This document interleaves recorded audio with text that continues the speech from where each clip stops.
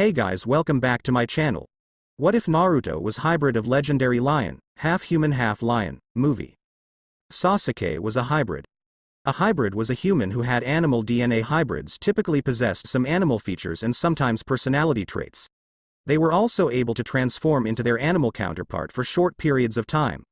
Hybrids were a diverse group. You had everything from insect hybrids all the way to elephant hybrids.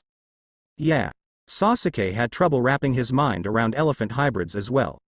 Fortunately, for the elephant hybrids, it just meant they were much bigger than the average human, had unusually large ears, and a trunk instead of a nose. That and their memory and physical strength was insane. Fortunately, their size made them slow. Why was Sasuke pondering elephant hybrids so much at the moment? He was currently facing one in the arena.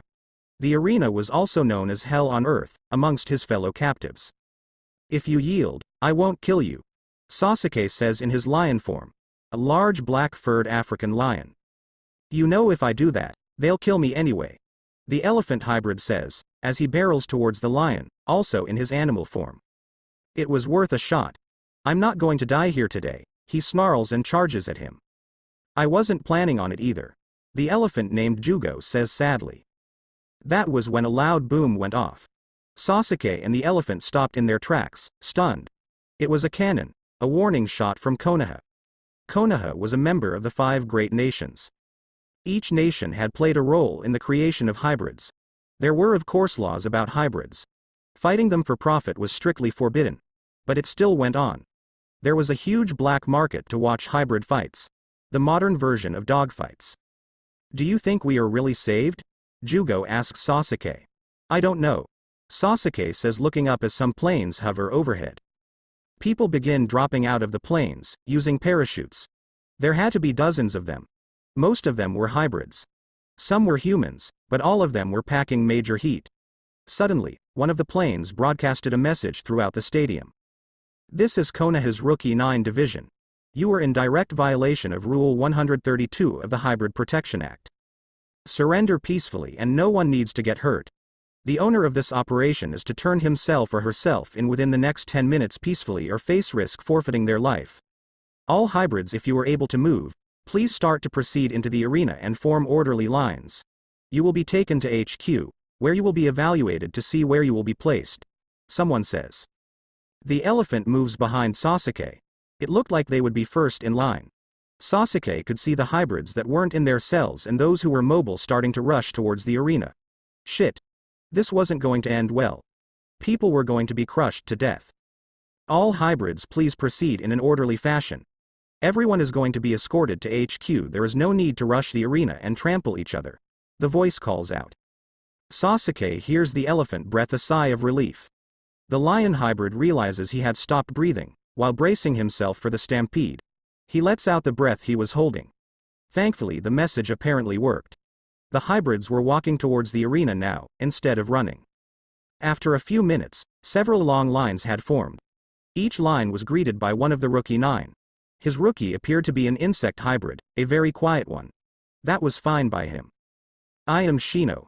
Follow me, he orders as he leads them outside the stadium. Once outside in the distance, he could see some cars approaching. Lots of them. So that was how they planned to move the hundreds of hybrids. You're being watched, the elephant hybrid murmurs. Sasuke looked to see what the elephant was talking about. Then he noticed it. It was another rookie. This one was a lion hybrid like him. He was in his human form. Sasuke could see his tail flicking attentively and his furry ears on high alert. He was tall, easily taller than Sasuke's own respectable 6 feet. He was blonde with the most vivid blue eyes Sasuke had ever seen, like sapphires. He had sun-kissed skin and Sasuke couldn't help but wonder how far that tan extended. He was also powerfully built. Yeah, he lived up to that whole king of the jungle thing. This man would have been a challenge in the ring. Thanks, Sasuke, he murmurs to the elephant hybrid, offering him his name. You're welcome, Jugo, he replies, returning the favor. Naruto had volunteered to go on the rescue mission. He couldn't believe that illegal hybrid fights were still going on. Hybrids shouldn't be forced to fight to the death for people's entertainment and profit. Damn, they had an elephant going up against a lion, Naruto says to Shikamaru. Shikamaru was a sloth hybrid. He was highly intelligent and a master tactician. But boy was he lazy. It wasn't his fault though. He was a sloth after all. They must have wanted to kill the lion badly. That's a death sentence since they were fighting in their animal forms, the sloth hybrid says. I don't think so. The way the elephant is carrying himself makes me think he expected to lose that fight. Naruto muses. He wasn't just saying that because he was a proud lion hybrid and knew lions kicked ass. The body postures had shown that the elephant had resigned himself to his fate. That elephant thought he was going to die. If you were forced to fight long enough, you eventually go crazy. He probably figured he'd go down fighting. Shikamaru reasons. Naruto couldn't help but look at the other lion. Clearly the other lion was male. He had an impressive silky black mane that would be the envy of most lions. His mane was darker than his fur. When the sunlight hit his fur just right, there was a slight navy blue tint to it. His eyes were red like rubies. He was all sleek muscle. He was large for a lion hybrid in his animal form. But Naruto was pleased to say he probably had an extra 10 to 20 pounds of muscle on him. But Naruto was considered massive for his breed. Maybe. God, I hope he gets put in our unit, Naruto states. What a drag. Shikamaru says with a sigh. What's a drag? The blonde asks. You are. Look, I get that you prefer men. That's fine. I'm cool with that. Whatever gets you going. But he's been a fighter for who knows how long. It's quite possible the only life he remembers is one where he has had to fight to survive every time he gets in that ring. He's likely extremely aggressive. He's probably far more likely to try to rip your dick off than suck it. Shikamaru states bluntly. Ouch. Geez, you really know how to kill the mood, the blonde huffs. Just pointing out the reality. First of all, you don't even know if he likes lions, lionesses, or both. Secondly, he's a trained killer, Naruto. The lazy hybrid continues. Yeah. But so are we. The lion states undeterred. True. But we only kill as a last resort. This guy kills because he has to. He might even enjoy it for all we know. Shikamaru points out. Guess we'll find out. Naruto responds. Don't do anything stupid, the sloth warns him. Eventually, all the hybrids get put into cars. A few hours later, they arrive at the base. Sasuke gets separated from Jugo. A fact that he wasn't entirely pleased about. The Dark Lion had never had friends. Making friends that you might end up facing in mortal combat was a dumb idea. But the elephant had seemed tolerable. Now he was alone again. Always alone. There's no way in hell, I'm getting naked, Sasuke informs the medic. The medic was a flamingo hybrid. Not that Sasuke particularly cared what species she was. But seriously, pink hair. But he digressed. She wanted him to change to his humanoid form, so she could check for injuries and run some tests. He was not getting naked. Sasuke was never going to leave himself vulnerable to attack by stripping down. I'm a professional. I just want to make sure there aren't any outward or internal injuries. There's really no need to be bashful, she states. I'm not bashful. I'm just not stupid enough to expose my vital spots to you or anyone. Sasuke growls. You are going to be difficult, she says as a matter of fact, more than a question. I'm going to be impossible.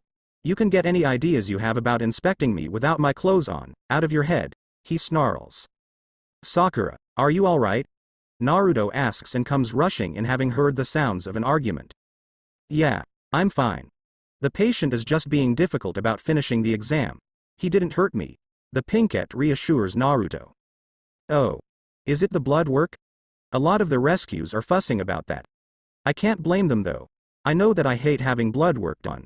The blonde says. No, he just doesn't want to get naked. I can't check to see if he has any injuries under his clothes, if he doesn't. The flamingo says. Oh well, considering what he's been through, I can understand the wariness. Naruto replies. Naruto, you aren't helping. Sakura hisses. Hey. It's alright. Look, we are both lions. Lions look out for each other. I'll stay here and make sure she doesn't try anything if it makes you feel better. The blonde offers to Sasuke. Do you have any idea how many other lion hybrids have tried to rip my throat out? Sasuke demands with a snarl. Ouch. Alright. Maybe the whole sticking together thing wasn't big at the arena. It's different here though. You'll see. We saved you, didn't we? You trusted us enough to come along, without protesting. Naruto tries to reason with him. Sasuke had to admit the blonde had a point. He still didn't like it though. It went against every instinct he had. Yes, I did. Only because whatever you had planned for us couldn't possibly have been worse than what life was like there, he replies. Well, it's a start. At least you admit that you know you are safer here. Just take off your clothes. I'll make sure she doesn't try anything. Sakura's trustworthy. She'd never harm a patient. He continues. Like she could harm me. She's a fucking flamingo. Sasuke scoffs. Then what are you so afraid of? Naruto asks. Good point. Sasuke says with a sigh and changes to his human form. That's better, Naruto says approvingly. Now Naruto got to see what the dark-haired lion looked like when he was in his humanoid form. Damn, he was even more gorgeous this way. He was a little shorter than Naruto, but still on the tall side. He had midnight black hair that was spiked in the back. His eyes were even more beautiful in this form, a smoldering ruby red. He was fair-skinned, really fair-skinned. Ironic he'd been fighting an elephant type, when he had ivory-colored skin.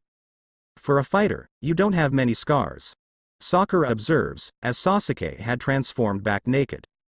The pinkette was trying to be a professional, but it was difficult not to notice his other tail. Still she quickly gets the blood and skin samples, along with the measurements. Well, it looks like surprisingly you are perfectly healthy. You could do with a few decent meals though. You are a little underweight. About 5 pounds or so, she informs him. I don't have many scars because I won all my fights early. If I hadn't, I wouldn't be here. He states in a way that clearly implied, don't fuck with me. He was starving. But he wasn't going to admit that. Admitting you wanted or needed something was just asking for it. You never knew what price you'd have to pay in order to get what you needed. His stomach did it for him however, as it growled. Come on. Let's get you something to eat, the blonde says. Naruto, he can't just walk around naked. At least let him get some clothes on first. Sakura screeches. Oh yeah. As much as I love the view, she's got a point, he says to Sasuke. Naruto, aka the blonde as Sasuke had dubbed him, reaches into a drawer. He pulls out a pair of pants and a t-shirt. The blue-eyed lion hybrid tosses them at Sasuke. They should fit, he tells Sasuke. Sasuke wasn't about to protest. Unless they were way too small, he'd deal. Decent clothes were in short supply in the arena. He had learned a long time ago, not to be picky. He throws them on quickly and follows the blonde hybrid. The other lion's tail was swishing as he walked slightly ahead of Sasuke. The other man was in a good mood judging by his body language. Rarely did the Uchiha encounter a happy hybrid. Mostly because they had all been fighting for their lives in the arena. No one could be relaxed when they knew the next breath you took might very well be your last. Normally, Sasuke would never allow someone to walk ahead of him. It was a position of dominance. But he had little choice in this case, he had no idea where they were going. You're thinking too much. He hears the blonde laugh. What? Sasuke asks. I can feel you staring a hole in the back of my head. You're safe here. I'm just taking you to get some food, he reassures him. You're an idiot. You've exposed your back to someone you don't know, Sasuke tells him. I'm not an idiot. I know you won't attack me. Sasuke finds himself pushed against the wall, as he hears the other man say this. Normally, Sasuke would have tried to rip the other man's face off at this point. But this didn't feel threatening.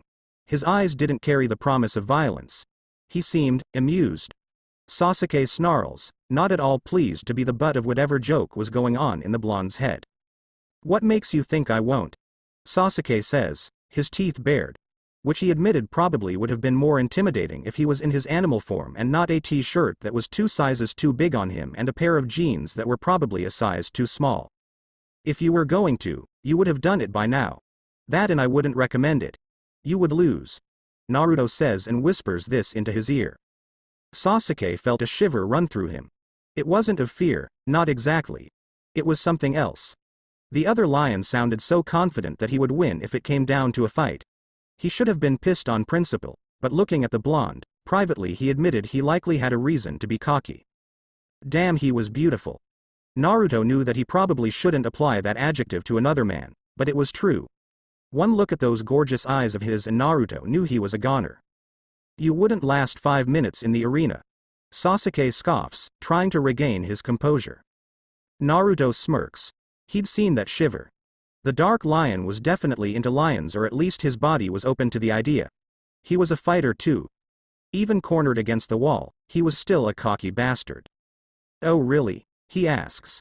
"Yes. You don't have a killer instinct.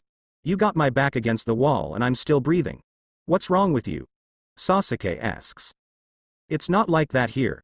You'll see. Come on, let's get you some food," Naruto says, smiling. "It's like that everywhere. Some places are just better at hiding it," Sasuke says, but was relieved when the blonde let him go. He was really overwhelming his senses. Everything from the sheer size of the blonde lion to his scent and his strength was intense. If the sun was given a humanoid form, Sasuke thought that Naruto would have been it.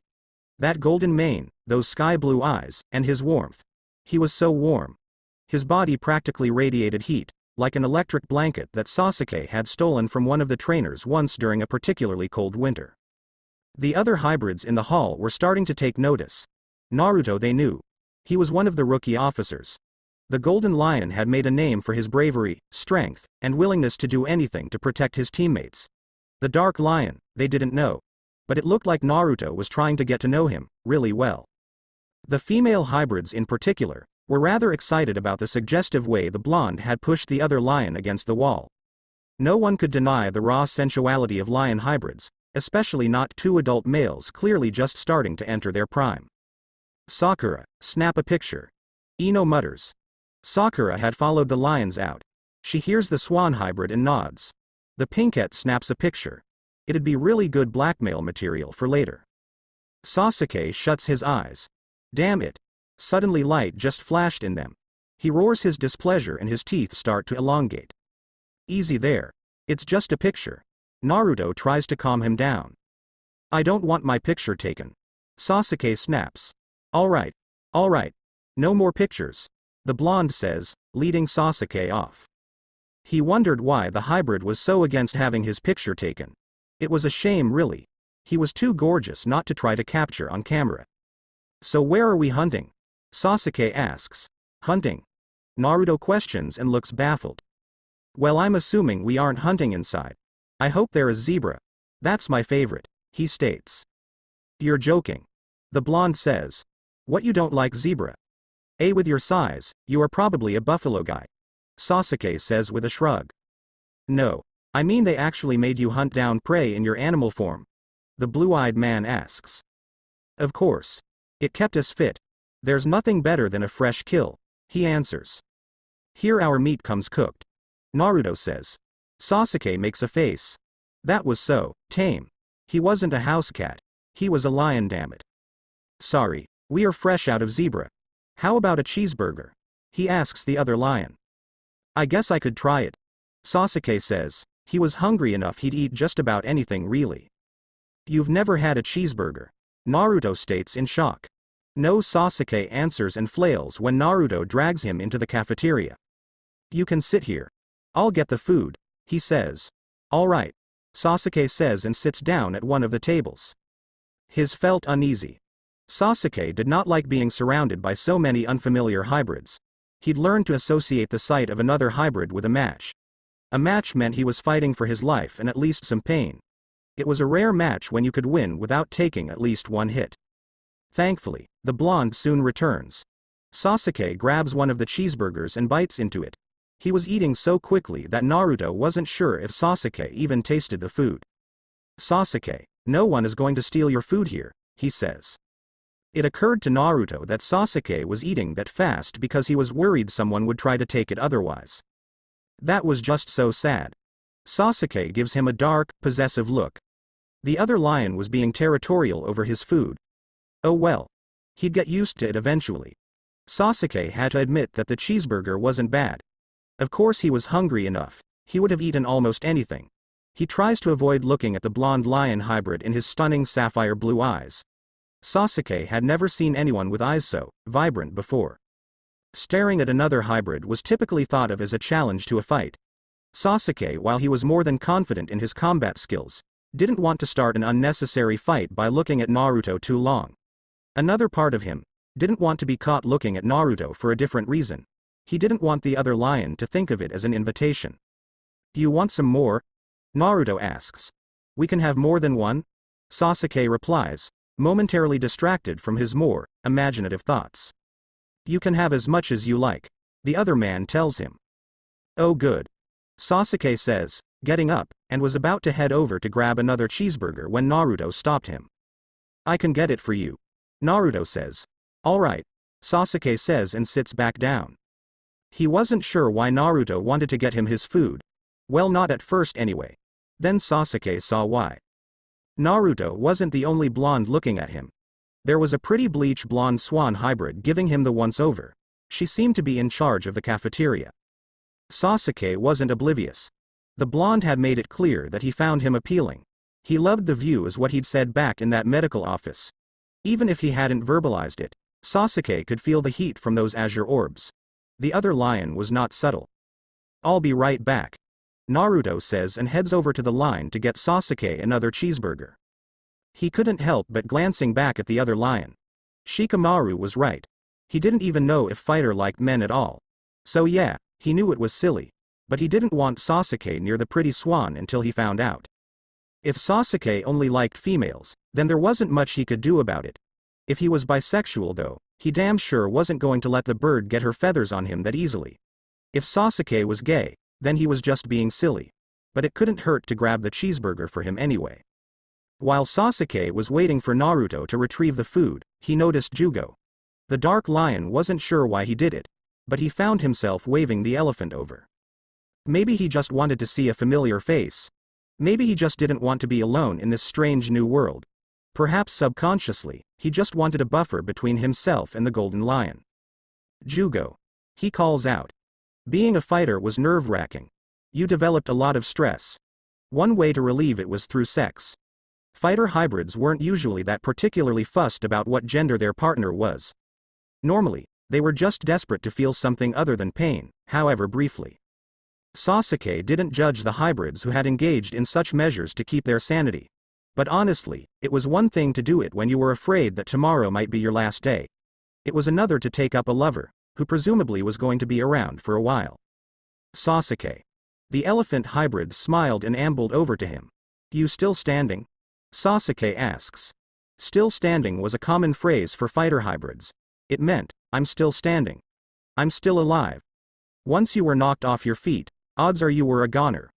Rarely did anyone get back up on their feet in the arena. Yeah. Still standing. What about you? He asks and sits next to him. Yeah. I'm a survivor. He answers.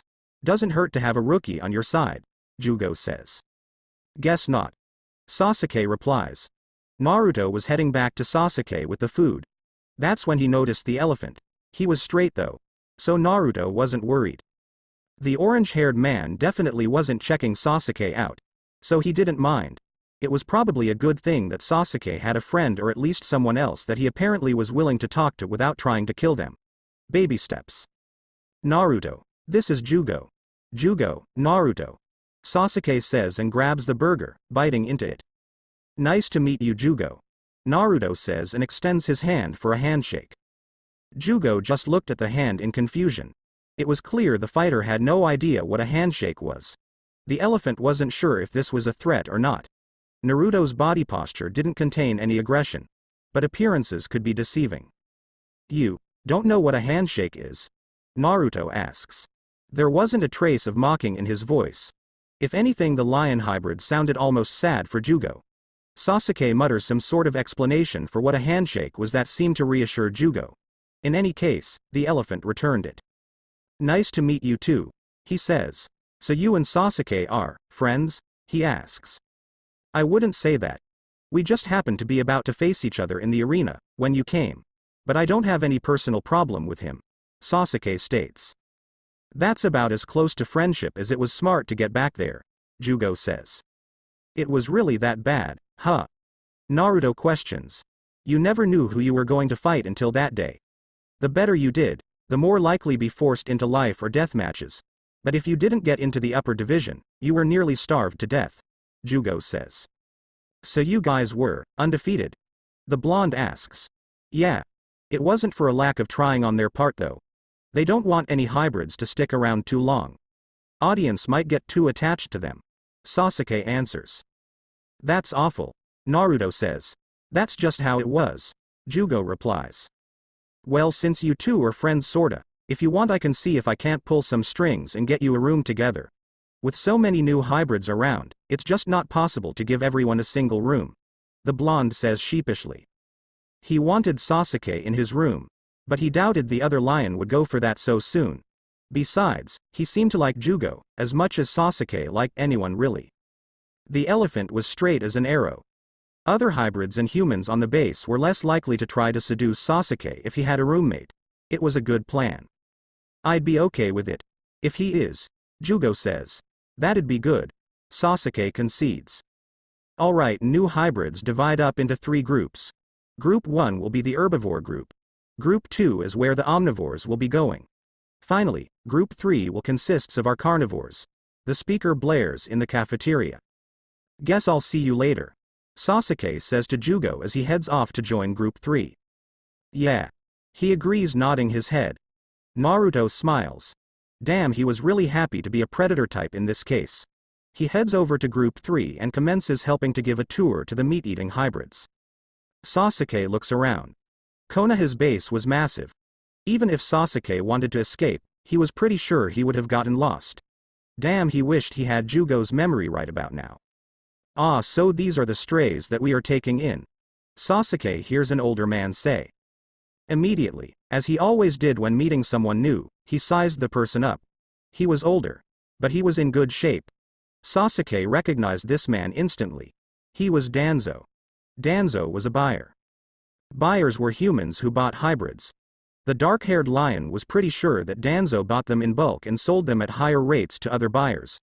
Konoha didn't seem aware of his little side business. Danzo, don't call them that, Naruto says. It's the truth, is it not? He asks and walks around, looking at them. Now Sasuke knew why he didn't like it. The man was appraising them. Sometimes, buyers would come to the arena.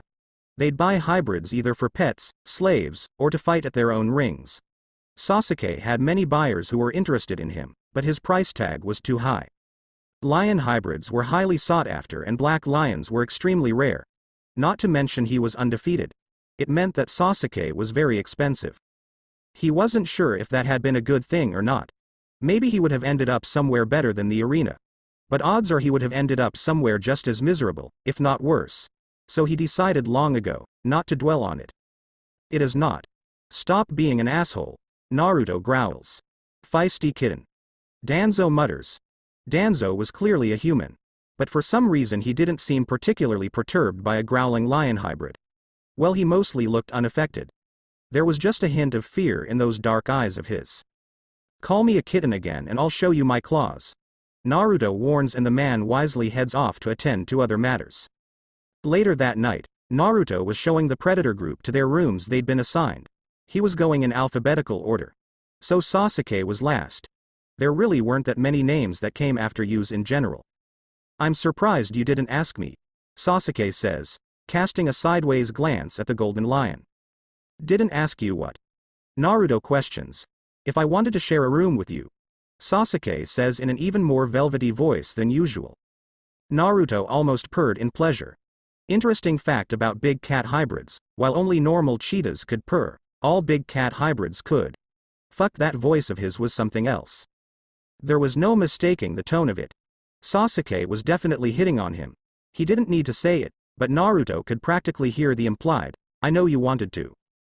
You've been through a lot. I didn't want to make you uncomfortable by asking you to share a room with someone you didn't know, Naruto says. Naruto wasn't stupid though. While that voice made him want to just shove the other lion against the wall and claim him, he knew that this was too sudden of a personality shift. Sasuke had been suspicious to tolerant of him for the most part. The whole take me voice thing was out of character for him. Something was up. Something big. He hadn't been acting like this during his physical, at lunch, or for most of the tour. Then it clicked. Naruto remembered the way Danzo had been looking at Sasuke. It was unnerving, really. Sasuke was scared. He was scared enough that he was willing to offer to share Naruto's bed. What the other lion hybrid thought Danzo might do to him, Naruto wasn't sure.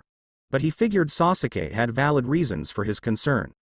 You know, I think you are the first person to worry about making me uncomfortable, Sasuke muses. And you don't have to, you know that right? Naruto asks. I don't have to what? Sasuke questions. Flirt with me to make me want to keep you here. I'm not stupid, Sasuke. I saw those creepy looks Danzo was giving you. You're worried about something. So you decided to be nicer than usual. I don't know what is spooking you, but you are safe here. I promise. Naruto finishes. I guess the whole dumb blonde thing was just a stereotype after all, Sasuke says.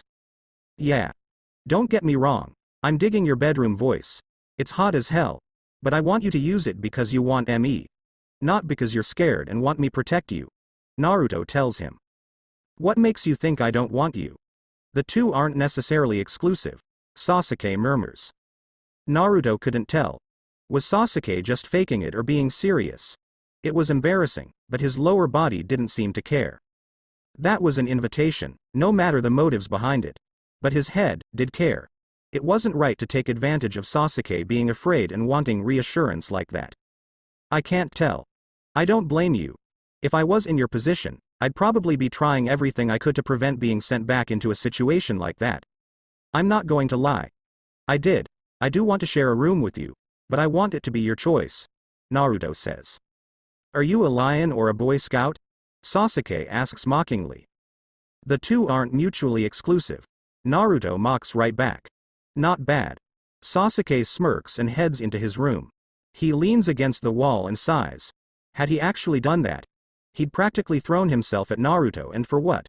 Because he didn't want to be sold off. It was stupid. He had panicked.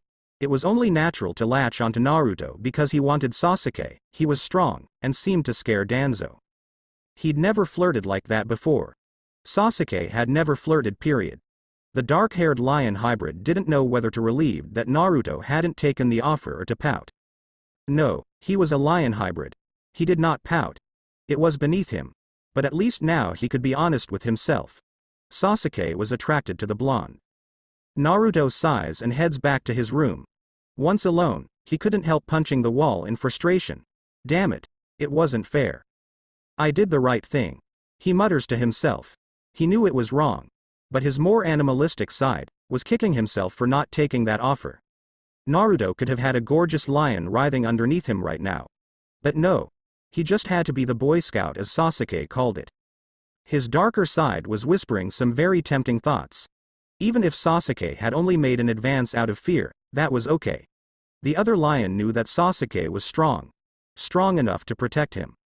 Naruto was a good lover, his animal side told himself. He'd always been able to please his partners. He could have satisfied the other hybrid. Even if it didn't start out as love on the other man's part, he could have made him feel good. He'd eventually come to accept Naruto as his mate. So wanna talk about it? Jugo asks, meanwhile back in Sasuke's room. Nothing much to say. Sasuke lies. If you don't want to, that's okay. But we both know that isn't the truth. He says, taking the bottom bunk bed. I saw Danzo. He's a known buyer. I don't think Konoha knows though. I freaked. I thought maybe if Naruto, that he'd have a reason to keep me around. Sasuke says and climbs up the ladder to the top bunk. Danzo is here? Jugo asks and sounds more than a little terrified. Sasuke couldn't blame him. He knew his history as well as anyone. Yeah. Anyway, he decided to show off his halo. As you can see, I'm here and not with him. Sasuke mutters. You sound more upset about that than the fact one of the biggest buyers is at this base, Jugo muses. I guess it hurt my pride is all, the Dark Lion says. I think it's more than that. But whatever you say, Jugo states. Oh, shut up. Sasuke growls and tosses a pillow down at him. Jugo wisely decides not to comment further. It wasn't really any of his business. He was lucky to have a roommate he got along reasonably well with. He didn't want to fuck that up. The next day, Sasuke was out exploring the base. A large tiger type approached him. Male. He was in his animal form and might have actually been bigger than Naruto. Which made sense given that regular tigers were generally bigger than regular lions. I heard there was a black lion hybrid on base now. Wanted to see if it was true or not for myself, he says. It is. Sasuke states. Prove it. The tiger demands. Sasuke didn't care much for being told what to do. But he didn't think it was an issue worth fighting over. he transforms into his animal self. It is true. You're even more stunning in this form, the tiger says, growling with approval. Thank you. I'm not interested though, Sasuke says and instantly gets into a guarded position. You aren't a purebred follower, are you? He asks. Purebreds were hybrids who would only mate within their species. If you were a lion hybrid, you'd only mate with lions. If you were a wolf hybrid, you'd only mate with wolf hybrids. This could apply even if breeding wasn't possible, such as with a 2 male or 2 female pair. I'm not. But I'm still not interested, Sasuke tells him. I think I could change your mind, the tiger says and fluffs him. I doubt it. Now back off before the claws come out, Sasuke growls warningly at him. I like a fighter. He purrs at him. Then you'll fucking love me. Sasuke snarls and lunges at the tiger, slamming him onto the floor. The commotion drew a rather large crowd. Naruto heard it and came to investigate. His eyes widen in horror when he sees Sasuke wrestling with a tiger hybrid. Shit. If he darted in now though, he was just as likely to hurt Sasuke as get the tiger away from him. The tiger was bigger than Sasuke. But Sasuke was faster and damn more vicious. He was used to fighting for his life. The tiger wasn't. The lion's survival instincts kick in and soon he has the tiger pinned harshly underneath him, his fangs clamped around his throat. He was about to kill this son of a bitch who dared to challenge him, when he heard Naruto. Sasuke. That's enough. It's over, he says. Reluctantly, Sasuke releases the tiger and cautiously prances over to Naruto's side. Naruto rubs his ears reassuringly. He couldn't be mad at Sasuke. He'd been trained to fight to the death for who knows how long and it was only natural he'd go postal. The tiger on the other hand. Well, that was another story. You fucking idiot. You pissed him off, knowing where he came from. You know they were forced to fight to the death and you still had to goad him anyway. Are you fucking suicidal? Naruto snarls. I wasn't challenging him. I was just curious if he really was a black lion. Then I saw he was and thought we could have some fun. He was being stuck up and I thought I'd just loosen him up, the tiger states. If you ever even think about touching him again, I will fucking kill you. Naruto was so pissed that he changed into his animal form without realizing it and charged straight at the other feline hybrid. Sasuke blinks. This was a different side of the lion hybrid. He'd always been so cheerful. So playful. Calm. This was a killer. He took back what he said about the blonde having no killer instinct. He clearly had it and if he didn't step in, the tiger was definitely going to die. Naruto. It's over. He's an idiot, Sasuke says. He's more than an idiot. He was going to hurt you. Naruto couldn't even bring himself to say how the tiger had been planning to hurt Sasuke. He could have tried. He wouldn't have succeeded. Come on. Let the moron lick his wounds. You aren't a killer. You're a Boy Scout. Remember? Sasuke asks. You aren't worth it. Naruto snarls at the tiger and heads over to Sasuke. You need to calm down, Sasuke says and starts grooming Naruto's furry face. Naruto closes his eyes. God, that felt good. There was just something about grooming that was really soothing. Oh, and the fact that Sasuke's lion form had a really flexible tongue probably helped. He was hitting those hard to reach spots on the blonde's face. Alright. Let's go back to my room then, Naruto asks. Maybe next time. I shouldn't have thrown myself at you like that last night, Sasuke mutters, feeling a bit embarrassed. No. It's okay, you can throw yourself at me anytime. I just wanted to make sure that you wanted me for me and not, he says. I get it. Sasuke says. Good. So my room then? Naruto asks and his tail swishes. Maybe later, Sasuke says and begins trotting off. Evil tease. Naruto growls in frustration. Maybe. You like it though, Sasuke says and slinks off. Do you know how disturbing it is to see a 500-pound lion pacing? Gaara asks his friend. Gaara was a hybrid. More specifically, he was an African leopard type. He had stunning light blue eyes and a reddish tint to his fur in animal form. Most striking though, were the black markings around his eyes. They were so vivid and gave him a constantly feral appearance. He had an intimidating enough presence that even the larger predator types, and let's face it, leopards were fairly high up on the food chain, gave him lots of space. Oh hey, Gaara. Naruto calls out to his friend. Naruto was a truly massive beast in his animal form. His fur was a rich golden color and had a shaggy, almost fluffy appearance. His proud mane was thick, framing his face almost like a crown. His sapphire blue eyes made him stand out in any crowd. While Sasuke's animal form had been made of lean muscle, Naruto's was large and in charge. I heard about your run-in with a tiger. It's not like you to pick fights. So what happened? The leopard asks. He tried to force himself on Sasuke. Sasuke sent him packing though. But I wanted to kill that fucker for what he was planning to do. Naruto growls. Gaara raises an eyebrow. He didn't know who Sasuke was. So the redhead decided Sasuke must have been one of the hybrids rescued from the fight ring. He knew Naruto well enough to know that our word would set him off faster than almost anything. But there was a certain possessiveness to his tone that told the leopard there was more to it. This was personal. Oh right. You don't know Sasuke. He's a lion hybrid. He was rescued from the arena. Naruto adds as an afterthought. And you want him. Gaara states. There was no judgment in the redhead's voice. He was well aware that hybrids came in all sexual orientations. Actually, gays and lesbians represented a larger percentage of the hybrid population than they did in the human population. No one was really sure why. But Gaara digressed. He'd always known that Naruto preferred males to females when it came to companionship. Yeah. Naruto admits. Does he prefer lions or lionesses? Gaara asks. I'd guess he is at least bisexual, the blonde responds. Well, bisexual means you have a shot. I'd be careful, Naruto. You know what I was like when I was rescued. He might lash out. The leopard warns his friend. Gaara remembered it like it was yesterday. Gaara had been a pet. His owner was far from loving though. From an early age, his human had used Gaara to punish his enemies. The only time that Gaara ate well was when he had torn into a human. His owner was in some position of power. He knew that. It was his job to make sure criminals were punished. Nothing said punishment like a leopard coming at you with its fangs and claws bared. A demon. That's what his owner had called him. For most of his life, the redhead had only known one thing. His existence depended on being strong. Stronger than whoever his owner threw into the ring with him. If he wanted to eat, he had to punish them. There were days, even weeks at a time, where Gaara would have no contact with anyone, other than the occasional meal being thrown down into the pit. It had warped his thinking. He'd become homicidal, insane really. One day, he'd heard a truly terrifying roar. He saw a massive lion hybrid charge inside, with other hybrids right behind him and some humans. Gaara knew it was him by the mane.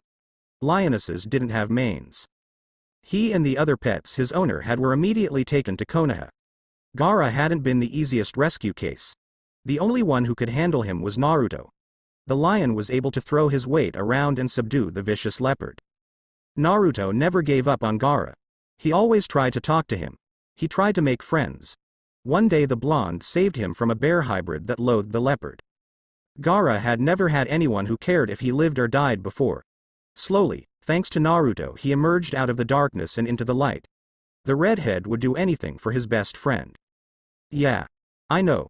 He seems to be doing okay though. Pretty skittish of Danzo, but other than that, Naruto trails off. Well, who isn't skittish of Danzo? The guy gives even me the creeps, the redhead admits. You got a point there. The blonde agrees. Meanwhile, Sasuke settles into his bunk bed. It was far more comfortable than anything he'd been given in the arena. He wraps the blankets around himself protectively, burrowing into their warmth. It wasn't so bad here. He had a full belly, which had been a rarity at the arena. He had a nice clean bed, another thing that was in short supply there. And the memories of a gorgeous pair of sapphire blue eyes, to keep him company. Sasuke finds himself yawning. It didn't take long for the lion to drift to sleep. Just as he was dozing off, he was idly aware of Jugo snoring. He was safe enough to sleep without worrying that the elephant might kill him. That was a new thing to Sasuke. He'd never felt safe enough to sleep around another hybrid before. That was his final thought before succumbing to sleep's loving embrace. In the morning, Jugo and Sasuke are escorted to one of the shops on the base. It was a clothing shop. Sasuke raises an eyebrow when cute bunny hybrid named Hinata told him that they were going to buy some clothes. He didn't have any money. He doubted Jugo did. Oh, it's all free, since you were rescue cases. You'll eventually be given jobs and just have the clothing costs deducted from your first month's wages, she had informed him. She really was cute. If Sasuke was straight, he would have definitely tried to eat her up. She had long dark blue hair, large innocent lavender eyes, adorable white floppy bunny ears, and a cute little cotton tail. Jugo definitely liked what he saw. Sasuke was at a loss how a bunny and an elephant would ever be compatible, but who was he to judge? He was a gay lion. What kind of jobs? Sasuke asks. Oh well, it depends what we need, what skills you have, and your personal preferences. But don't worry, everyone receives a fair wage, she tells him. Good to know, Sasuke says.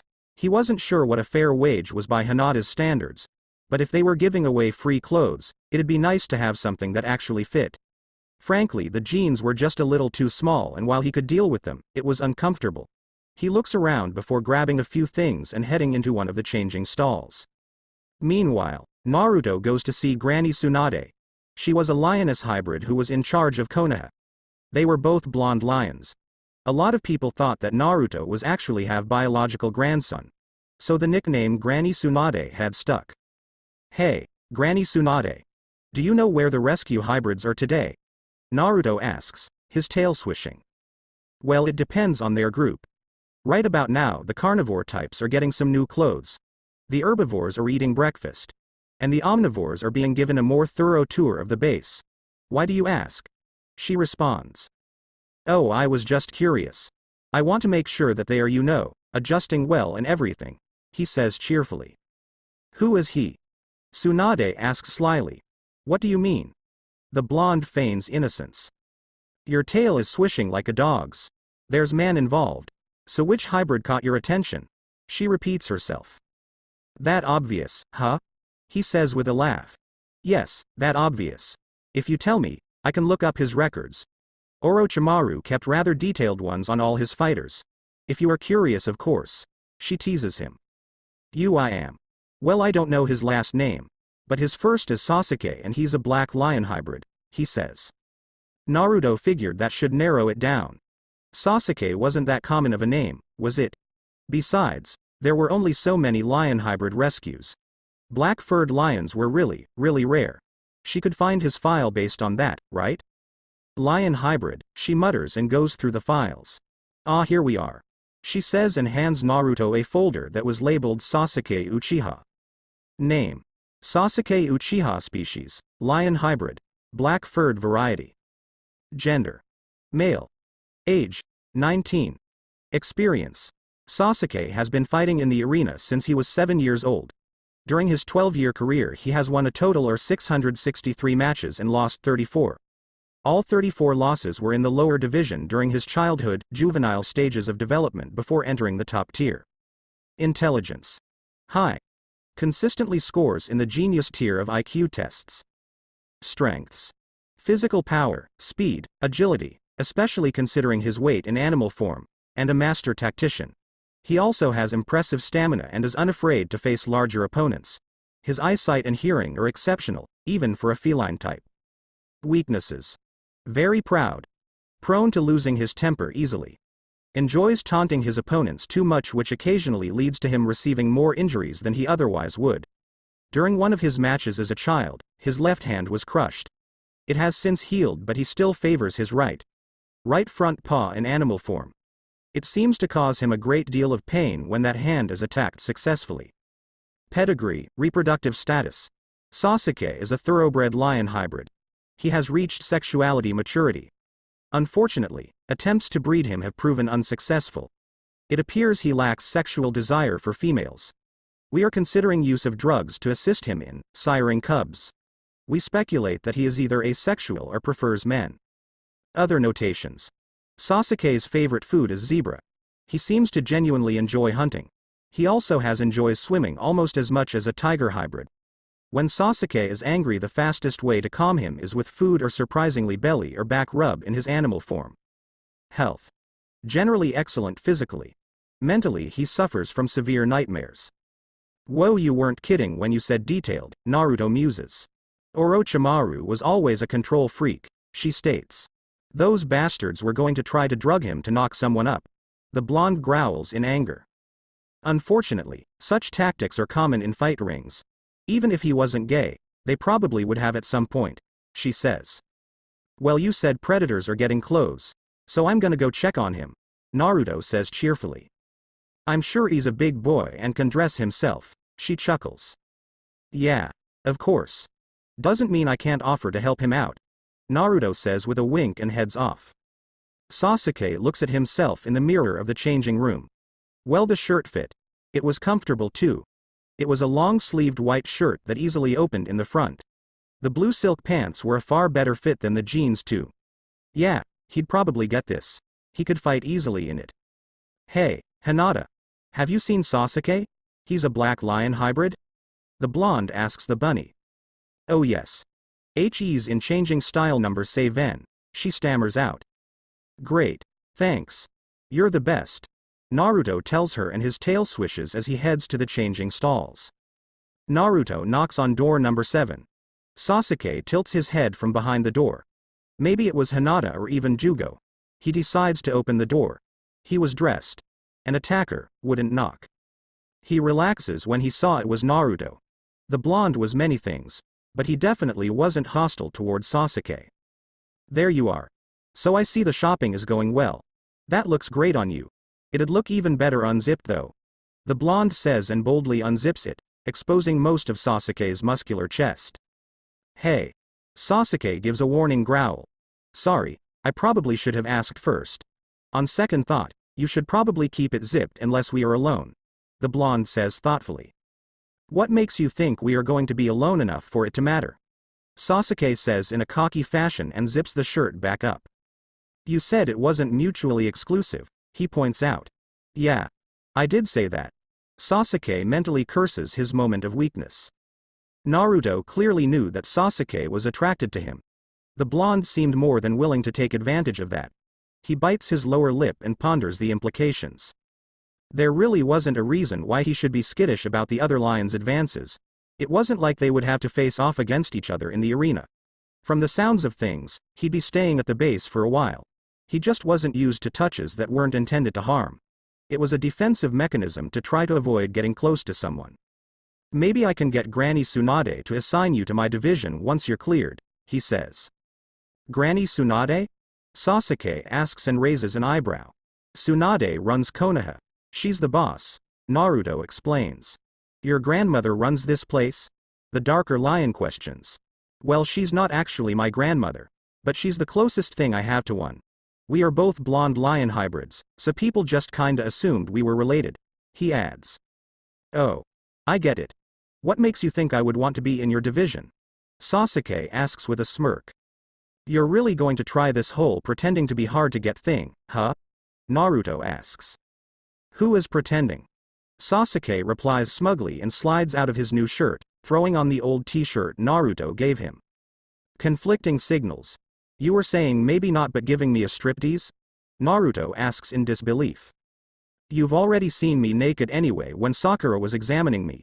Besides, I'm keeping my boxers on, Sasuke says with a shrug and kicks off the new pants, throwing on those damn jeans. Well, good to know you aren't the shy type. I was kinda worried. You did put up a big fuss when Sakura wanted you to strip, Naruto states. That was because I don't like exposing my vital spots to a stranger. You'd understand that if you had lived in the arena. Sasuke casts a sideway glance at Naruto as if mocking him for not understanding the way things worked there. It really was that bad, huh? Naruto murmurs and pushes Sasuke against the stall's wall. What is with you and pushing me against walls? Sasuke asks in amusement. It gets your attention and I can see those eyes of yours up close. That and you just look so fucking hot with your back against the wall, he answers honestly. You have a wall fetish, Sasuke accuses. More like a Sasuke fetish. The wall is just a nice background, he says. Sasuke felt his face heat up. He wasn't someone who blushed easily. He blamed the other lion. He was just so blunt. The dark hybrid was sure that Naruto said whatever popped into his head and never bothered filtering it. He was just so free. Well, why don't you go get your clothes and I'll show you the African habitat, he says with a smile. African habitat? Sasuke asks curiously. Yeah, they have spaces modeled to look like the different continents. You know, where we can run around in our animal forms. It's great to keep from going stir crazy. You'll love it, he says. Alright. Can Jugo go? He asks. Sure, I guess. I was kinda hoping that it'd just be the two of us, but he's cool. Besides, he is an elephant, so it's his home turf too. Naruto replies. Well, there are Asian elephants, but yeah, he's African. Sasuke says and heads outside the stall to pay for his clothes. Hey, Jugo. Naruto is going to show me a place we can shift. You wanna come with us? Sasuke asks. Sure. It'd be nice to change without having to kill anyone. He answers, gets his clothes, and heads off with them. The three men head off. Naruto shows them around. Sasuke blinks. Damn, this was realistic. If he didn't know any better, he'd think he was actually in the African grasslands. The dark lion shifts to his animal form. Jugo does as well, though it takes him longer because, well, he was a lot bigger than the two lions. Naruto follows suit and prances ahead of Sasuke, taking them to the watering hole. Sasuke found a rather large rock in the middle of the water and claims it as his throne of sorts. He rolls onto his back and lounges, sunbathing. The black lion's tail swishing lazily in contentment. Ah. Jugo for his part seemed quite happy to play in the water. Once in a while, he'd take a trunk full of water and squirt it out at some of the kids that were playing there. Naruto laughs at this and soon joins Sasuke on his rock. Naruto, the rock is big, but it is not big enough for both of us, Sasuke tells him. Yes, it is. Naruto says, and he gets on top of Sasuke and proceeds to start giving the other feline a nice and very thorough grooming session. Little bit lower. Sasuke murmurs. Naruto moves lower as requested. He was delighted when Sasuke let out a pleasure-filled sigh. He could feel the other man's muscles relax. This was good. Sasuke was getting used to him and even trusted him enough to show his back to Naruto. That felt good. Like everything else, Naruto didn't do anything halfway. This apparently included even grooming. He was also really good at reaching those hard-to-reach spots. Sasuke felt nice and warm underneath the blonde lion. It was so relaxing. He thought he might doze off, when he noticed a vulture hybrid staring at him. A challenging stare. For such a pretty kitty, you sure do behave like a bitch in heat. Deidara taunts him. What was that bird brain? Sasuke growls in annoyance. I wonder if you were actually going to let him mount you right here? I mean, he's already on top of you. Naughty kitties. You like to do it in your animal forms, yeah? He taunts. Sasuke bucks Naruto off him. The transformation is startling. 1 second, Sasuke had been calm and content. The next second he was a lean, mean killing machine. He charges over to Deidara, at full speed, and his fangs were bared menacingly. That's when Danzo showed up. Fuck. This wasn't good. Sasuke had Deidara pinned underneath him and looked like he was going to make a snack out of the vulture. Dart him. Danzo says. There were security people at all the continents in case a hybrid's instincts took over. Sometimes it was necessary to dart them. Normally this was mostly an issue for predator and prey types interacting. Sasuke snarls and tries to dodge the darts. His human mind had just completely shut down. He was fighting on animal instinct. He growls, lunges, and tries to evade all at the same time. Eventually though, too many darts hit and his world goes black. No. Naruto bounds over to Sasuke. You asshole. It wasn't his fault. Deidara was fucking taunting him. Naruto growls. Taunting or not, his first reaction shouldn't be to kill. He's dangerous, Naruto. Danzo informs him. He can learn. Fuck, you must have had him darted like 20 times. I swear to God, if he dies because you overdosed him, I will kill you. I'm reporting you to Granny Tsunade for excessive force. Naruto threatens him. Jugo. Help me. Naruto calls out. The elephant barrels over. Sasuke was way too heavy for Naruto to drag back easily. But he could get him on the elephant's back. Jugo could carry him with ease. The two of them rush Sasuke to the hospital. The hospital was designed to allow larger animals such as Jugo inside. So yeah, it was strange seeing an elephant run down a hallway, but he did fit. I need a doctor. Naruto yells. What's wrong? Sakura hears Naruto's frantic cries and rushes out to help. Danzo darted him, like 20 times. I need to make sure he's okay, the blonde tells her. I'll run the tests. What did he dart him for? The pinkette asks. It's a very long story. Naruto says. I got time. She assures. Well, Naruto sighs as he begins to explain the tale. Jugo paces outside the room where Sasuke was being treated. While the room was big enough to hold another person, it would have been cramped. Sakura had kicked Naruto and Jugo out of the room while she looked at the unconscious lion. Out. Both of you. I know you are worried about him, but hovering isn't going to help. She yells at them in no uncertain terms. Jugo was worried about Sasuke. Very worried. Sasuke was the only one who could keep him from blacking out. The only other person who had been able to do it had been a snow leopard type named Kimimaro. He had come down with a fatal bone cancer and had eventually lose his war with his disease. Jugo missed his dead best friend terribly. Jugo had been alone ever since. Sasuke was the closest thing he had to a friend. He knew making friends was dangerous. But maybe here, in this place he had thought it would be safe. He couldn't help but remember how he discovered that Sasuke could calm him down. In order to survive in the arena, Jugo had had to compartmentalize things. He was normally a gentle giant. But if he didn't want to die, he had to kill or be killed. So he had developed a second personality. The doctors told him this was a defense mechanism. If he blacked out and couldn't remember killing someone, it was just easier for him to process what he had done. Eventually, Kimimaro had been able to control it. But once he died, more and more Jugo had let his darker side take over. But he was free now. He had been doing so well until they had tried to separate him from Sasuke. Sasuke had gone with the predator group. Jugo had lost it and changed into his elephant form, going on a rampage. Eventually, Sasuke had gone back to see what the fuck was going on and Jugo had calmed immediately. Well, I guess we can make an exception this once. It's that or have the place torn apart by a raging bull elephant. Does our insurance policy cover such things? Kakashi had mused. So Jugo had gone with Sasuke to get some new clothes. It was going well. He even met a cute bunny named Hinata. Jugo was happy to have some clothes that actually fit properly. The golden lion had shown up and offered to take them to Africa. It was amazing. It looked so realistic. The elephant had been having a grand old time in the waterhole. Sasuke had found a rock to sunbathe on and seemed to be enjoying a grooming session from Naruto. Everything was peaceful, happy. In retrospect, Jugo probably should have realized that was a sign they were about to be fucked over. Is he going to be okay? Naruto calls out. Naruto. I'm trying to work here. The pink-haired flamingo snapped at the blonde. Sasuke was unconscious for days. Sakura had taken to feeding him through an IV. His vitals were stable though. He just had too much of the drug in his system to wake up. Gradually, it was working its way out. Mother. Sasuke mumbles in his sleep. The drugs were finally starting to wear off. Enough so that he could dream. Sasuke dreamed of his family. He was a little cub again and his mother was giving him a bath in his animal form. I'm clean. Can I go play with Itachi now? He mumbles. His mother was always so warm and kind. His father proud and strong.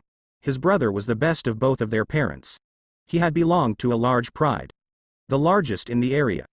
Sasuke remembered feeling extremely proud of his pride and so certain that one day he'd take over it alongside his beloved elder brother. Is he waking up? Naruto asks, hearing Sasuke's voice. They were also sorta famous. His clan was well known for their beautiful black fur. It was both a blessing and a curse really. The fact their fur was so rare meant it was worth more. Which attracted poachers. I think he's sleep-talking. His brainwaves indicate he's dreaming. Sakura informs Naruto. You see, hybrids lived a wide variety of lifestyles. Some, like Sasuke's family, largely lived the life of wild animals, native people. Their lives were simple. They lived off the land. But they were happy. Oh. Well, that's good, right? He asks. Many hybrids try to blend into human society, either by hiding their animal-like features or just living like a human but openly as hybrids. Still, there were others who worked for the government, like Naruto. Yeah. It means the worst of it has left his system. I expect he'll wake soon, she says with a smile. Finally, you had the less fortunate hybrids. They were treated as pets or slaves. It was legal to have pets. But it was illegal to fight hybrids. But the law had never stopped greedy humans before. His family had been attacked by poachers. He'd gotten separated from his family. He had no idea what happened to them. He assumed they were killed for their fur, sold as pets, or ended up fighting like he did.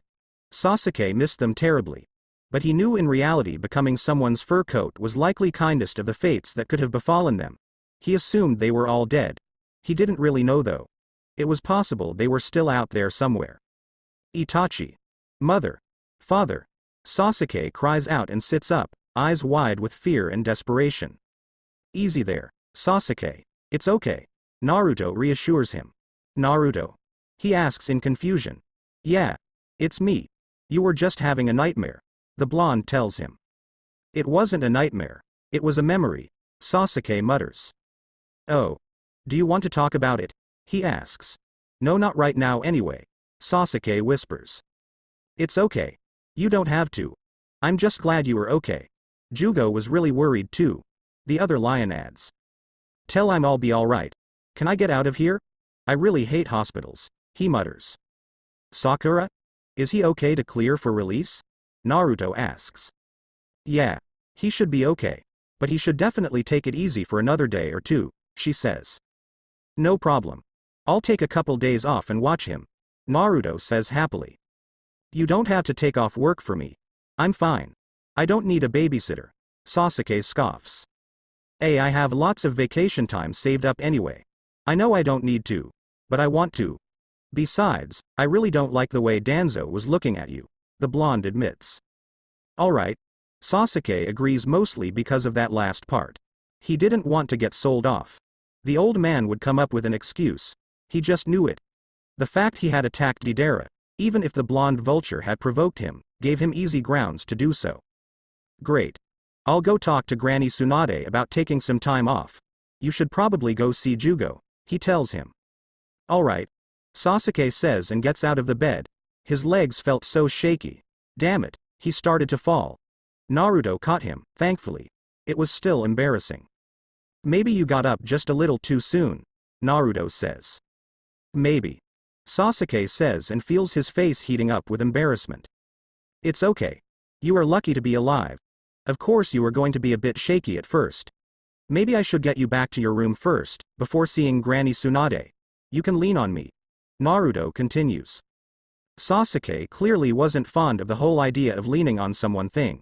But he nods. He wanted to get out of the hospital as soon as possible. If that meant leaning on Naruto, he'd do it. Hey, Jugo. He's going to be okay. I'm just gonna take him back to the dorm and let Tsunade know I'm gonna take a couple days off to help him recover. No worries, okay. Naruto asks the elephant. Alright. I think I'll head over and see if I can't find the herbivore group. You two probably want some alone time, he mutters. Thanks. I really appreciate it. Don't worry, I'll take good care of him, the blonde says. I don't need taken care of. I'm not some helpless cub. Sasuke growls in annoyance. I know you aren't a helpless cub, but you still have a lot of that drug in your system. It's not safe for you to be alone like that, Naruto says. I guess you're right. Sasuke grumbles and leans against Naruto as the blonde escorts him back to his dorm. Naruto opens the dorm and has Sasuke get on Jugo's bunk. He didn't really fancy the lion trying to climb up the ladder in his condition. Then he gets out his cell and calls Tsunade. Hey, Tsunade. Danzo decided to go full-blown asshole on one of the new hybrids. Deidara was harassing him. Totally provoked him. So Sasuke fought back and Danzo had him darted hardcore. He was out like a light for 3 days. So I wanted to take some time off to watch him. You know, make sure Danzo doesn't try to start something or Sasuke doesn't have a negative reaction. The blonde explains. Well, you were going to do it anyway, so I might as well give you permission. I'll talk to Danzo. He's been becoming rather unruly lately anyway. Give your lion my best wishes for a speedy recovery, she says and hangs up.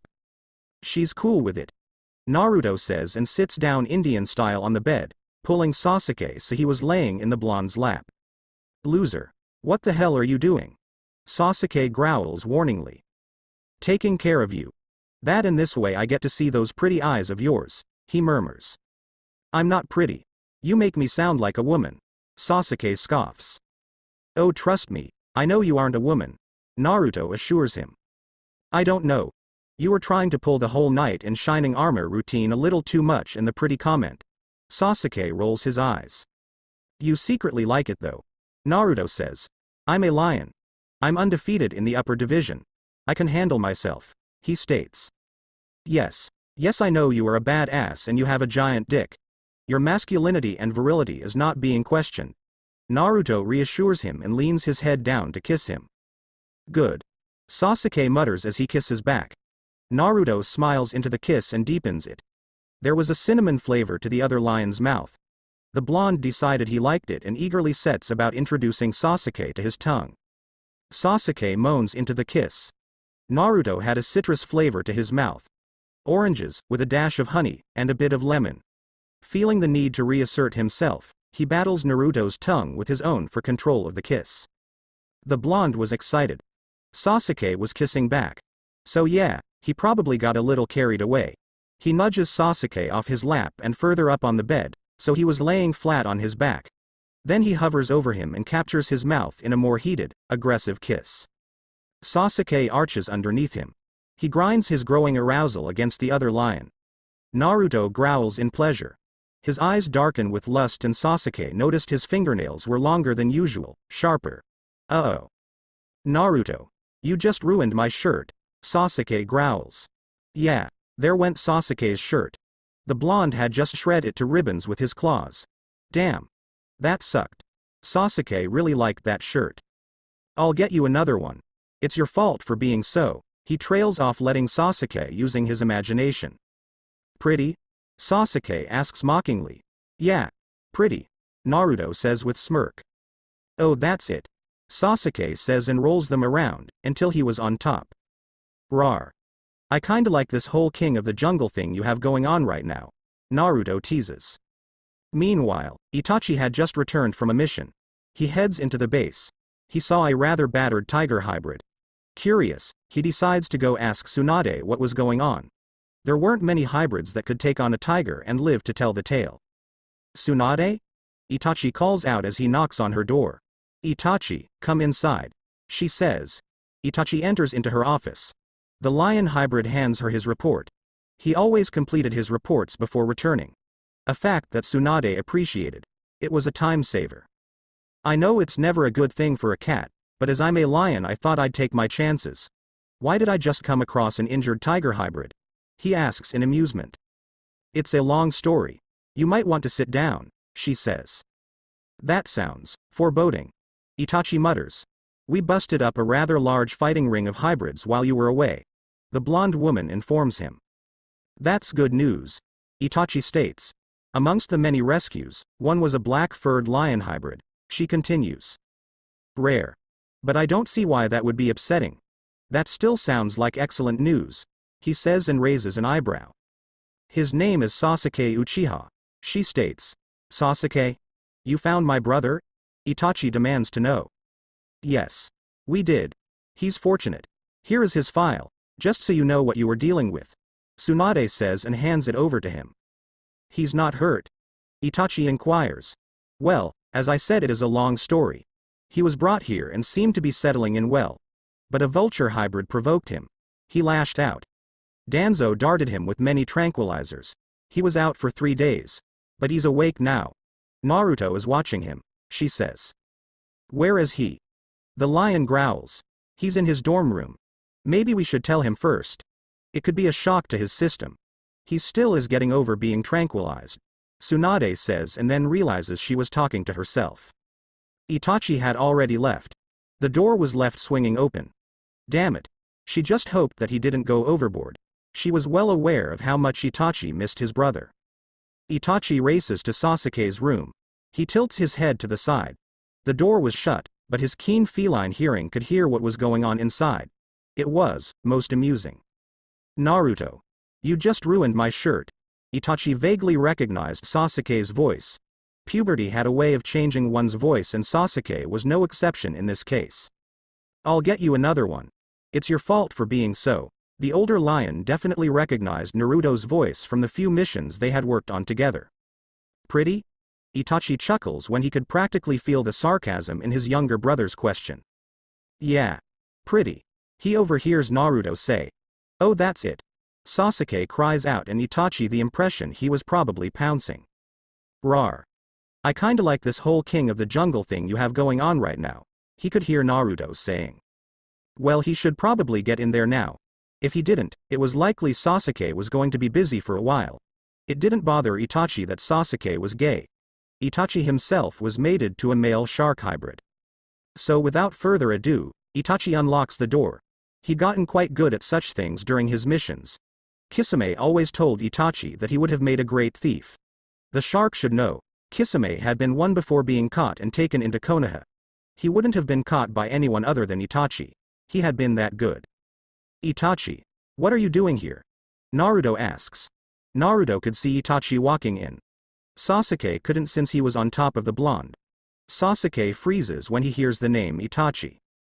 I came to see my brother. It seems that you made a friend. Itachi muses. Itachi? Sasuke jumps off of Naruto and turns to see if it was actually him. It's me. It's so good to see you. UMPF. Itachi is tackle hugged to the ground. It's really you. Sasuke says and his tail swishes. You've grown. You were just a cub last time I saw you. Naruto is right. You are pretty. Itachi couldn't resist taunting his younger brother. Naruto, I'm going to kill you. He's never going to let me live that down. Sasuke growls. Never. Itachi promises and embraces his brother. I'll let you guys have your moment. Itachi, you are a horrible cockblocker by the way. Naruto says. I have to protect my foolish little brother's virtue somehow. Itachi muses. Yeah. I guess. Naruto says with a laugh and heads out of the room. How are you here? What happened to you? Do you know if the others are okay? Sasuke barrages Itachi with his questions. I got sold as a pet. I don't think it's best to dwell on the details, but eventually, Jiraiya found me as he had business with my owner. He brought me to Konoha.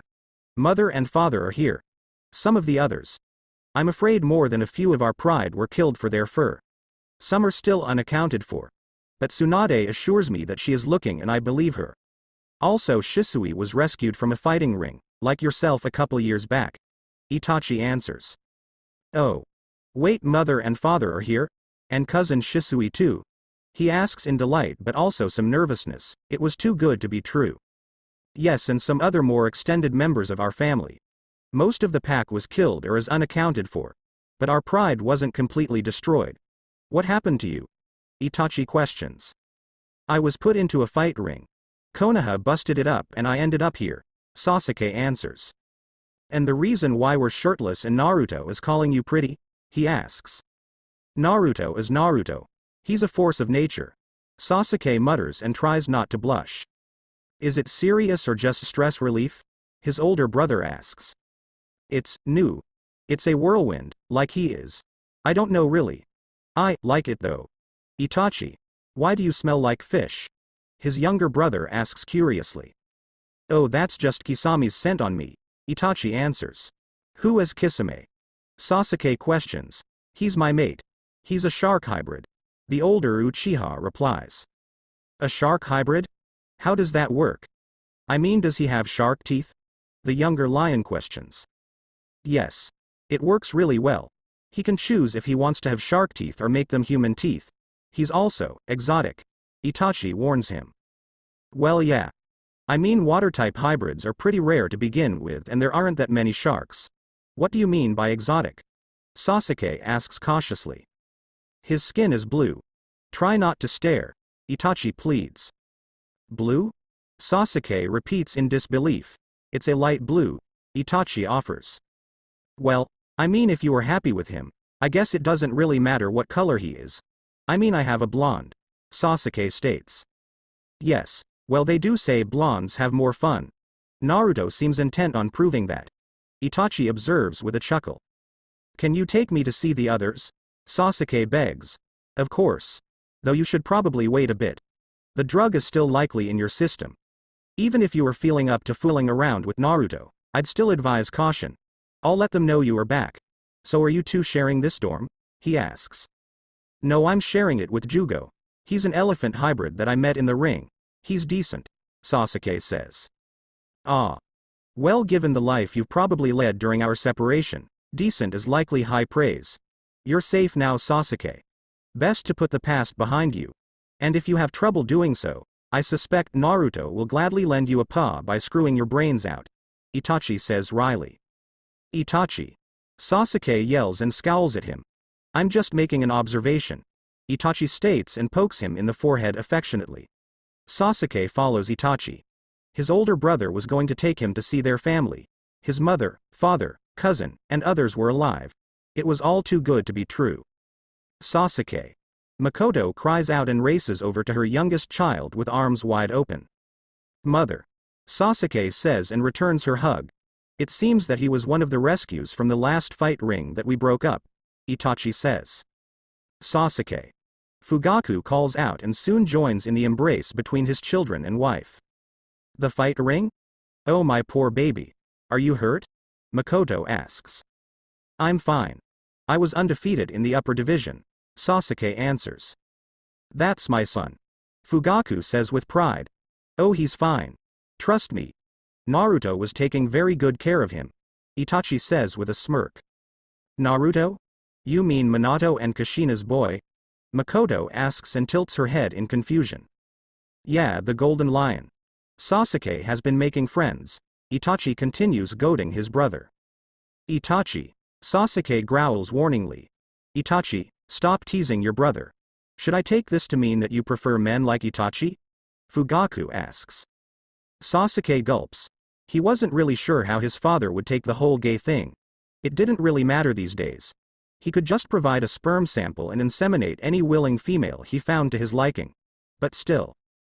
I'll take that gulp as a yes. It's fine. There is more than one way to sire cubs in this day and age. I'm actually a bit relieved that it's another lion. Itachi went and found himself a shark. He muses. Dear. I told you to stop being such a purist. Makoto snaps at him. I'm merely saying that it is an unusual match. I'm not saying that I disapprove.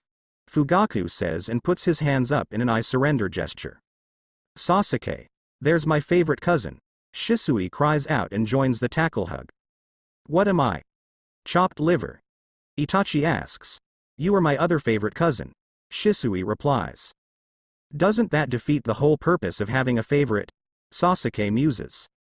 No, it doesn't. Shisui protests. Anyway, I'm really glad to see you too. You are all alive. I thought you were all dead. Sasuke says. So what's this Itachi was talking about you and the golden boy? Shisui asks. It's new. Sasuke says.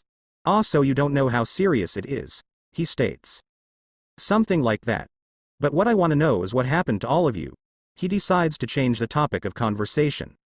Naruto was gorgeous. Naruto was a good kisser. But he was also basically a stranger. That made him dangerous.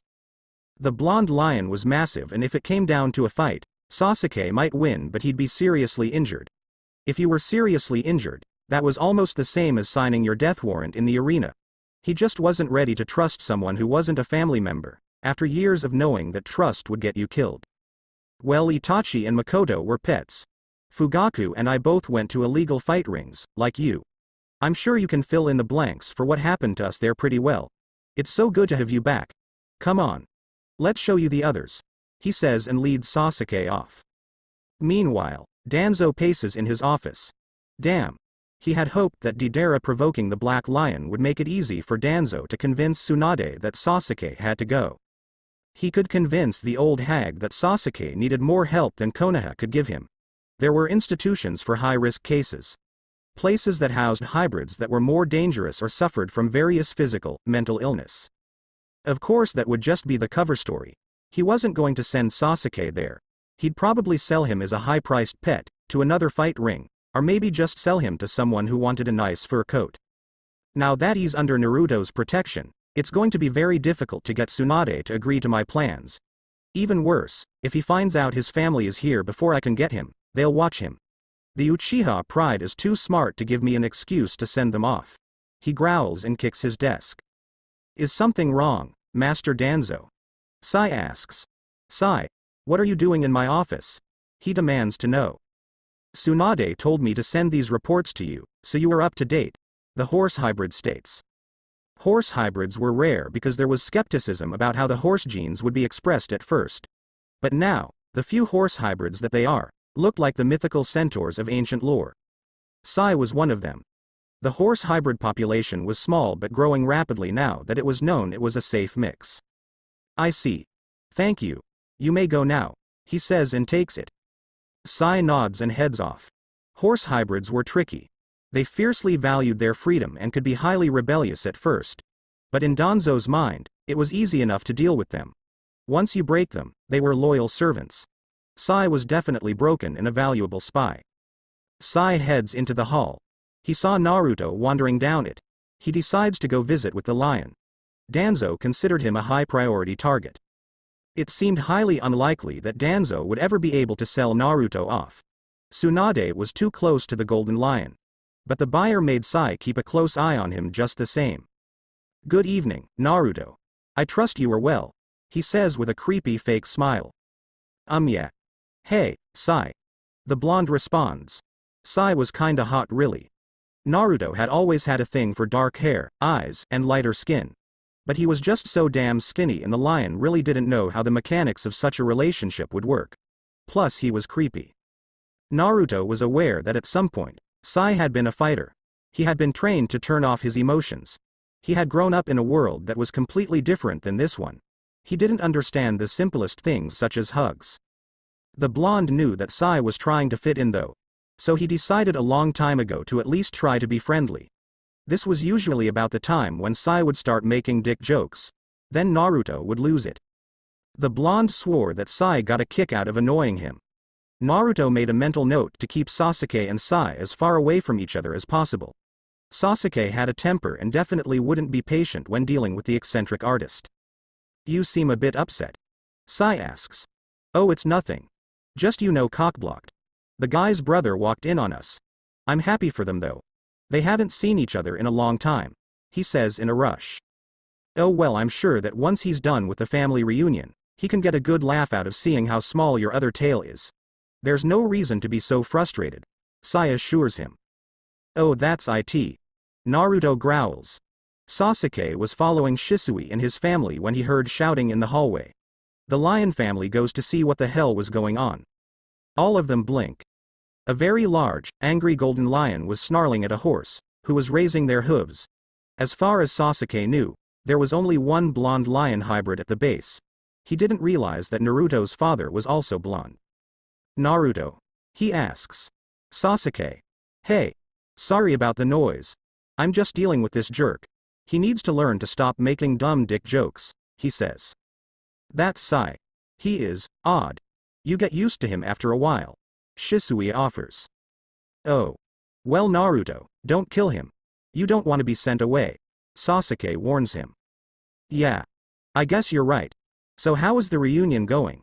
he asks and his tail swishes, all traces of anger gone now that his soon-to-be mate was in sight.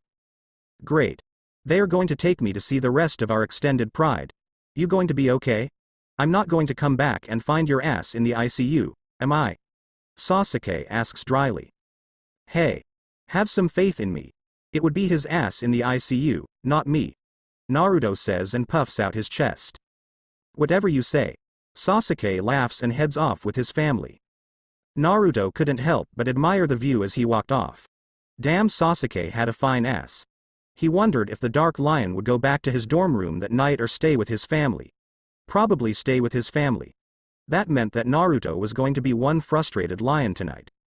Itachi was bringing up the rear of the Uchiha Pride procession. He had to tell Kisame where they were going. He pats Naruto on the back sympathetically. Blue balls were not fun. "I'm sure that you two can play together later," Itachi says and darts off. Naruto gives Itachi an annoyed growl. HMPF. Even Sasuke's brother was getting more action than him. Granted, it was with a man with blue skin, but still. He decides to have a look around the stores. Maybe he could find something nice for Sasuke that might make him more eager to pick up where they left off. Yeah. That was the ticket. Sasuke smiles and changes into his lion form. There was much pouncing, fluffing, and grooming going on. It wasn't his whole pride. It'd probably be stretching it to say it was a quarter of his pride. But he wasn't alone anymore. He had a family. He had a family and, well, whatever Naruto was to him, he wasn't sure exactly. "You'll likely be assigned a position soon, if you can prove you are mentally stable. I myself am a field officer. I lead Division 24. Fugaku explains. "I manage one of the daycares," Makoto adds. "There is a daycare?" Sasuke asks and raises an eyebrow. "Of course. Someone has to watch the children when the parents are at work, she explains.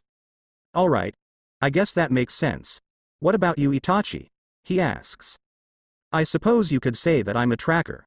I track down hybrids who are engaged in illegal activities or who need rescued, Itachi says. Is that how you found Free Willy over there? Sasuke muses. Free Willy was an orca, not a shark, his brother says and rolls his eyes in amusement. Same difference. Sasuke states. Don't let Kisame hear you say that. Orcas and shark types have a bit of a rivalry going on, Itachi warns him. Really? His younger brother questions as if this thought hadn't occurred to him. Yes. Aquatic hybrids have their own issues, just as we land hybrids do, he continues.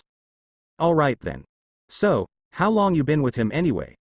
The Dark Lion asks curiously. About 5 years, Itachi replies. Oh.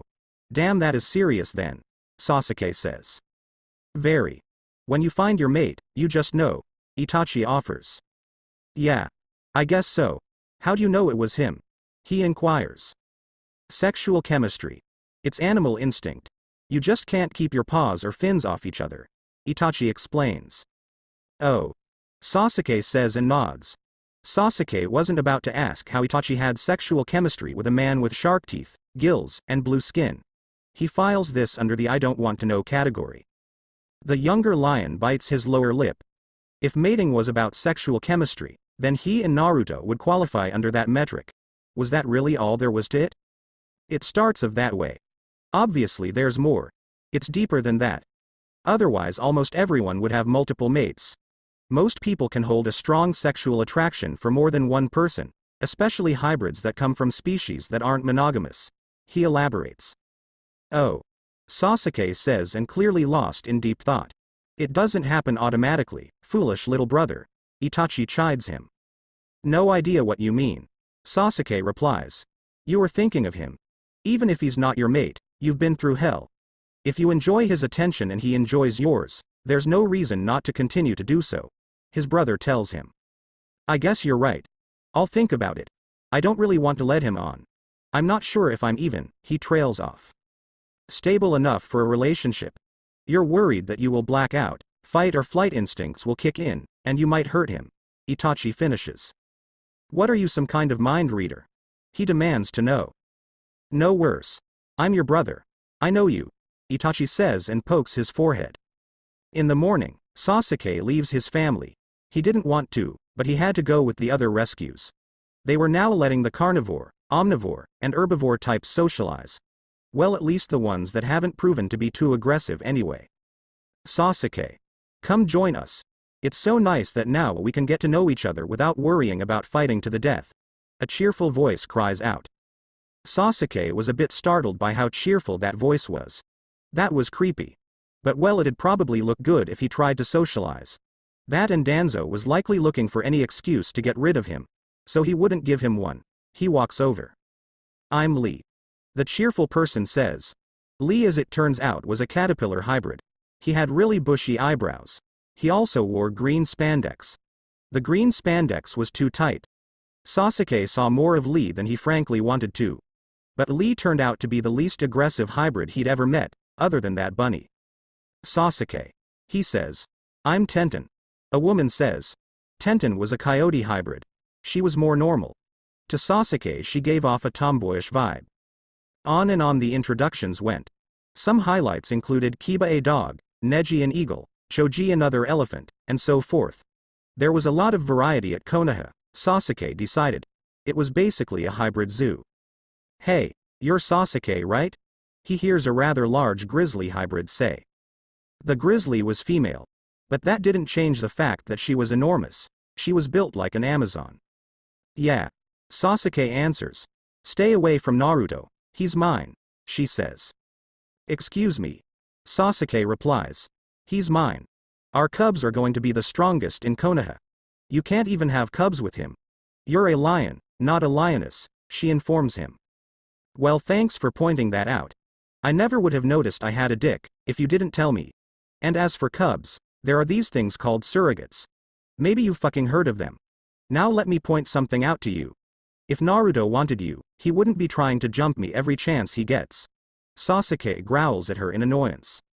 I have no idea what he sees in you other than a pretty face, she growls at him. You're about to find out.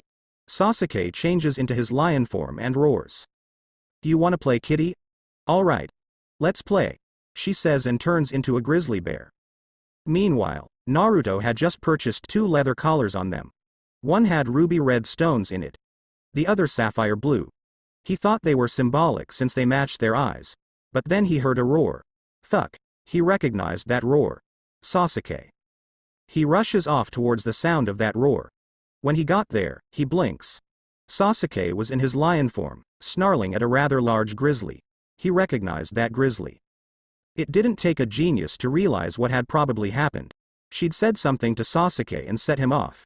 He was getting really tired of people trying to get under Sasuke's fur. Lyra. Stop it. Naruto growls and darts between them. You can't possibly want this fleabag. He can't even give you cubs, she says. Are you stupid, in addition to being ugly? I just explained to you that there are options such as surrogates. And it is still none of your business. Sasuke snarls. Don't call him a fleabag. Trust me, I groomed him myself. His fur is fucking spotless, Naruto says. You groomed him? She growls in outrage and makes a face as if the very idea of Naruto grooming Sasuke was disgusting. Sasuke smirks. He was thoroughly enjoying seeing the look on her face. Take that, bitch. HMPF. Yeah. I did. Stop provoking him. If he's not afraid to fight an elephant, I doubt he'd worry about taking on a grizzly.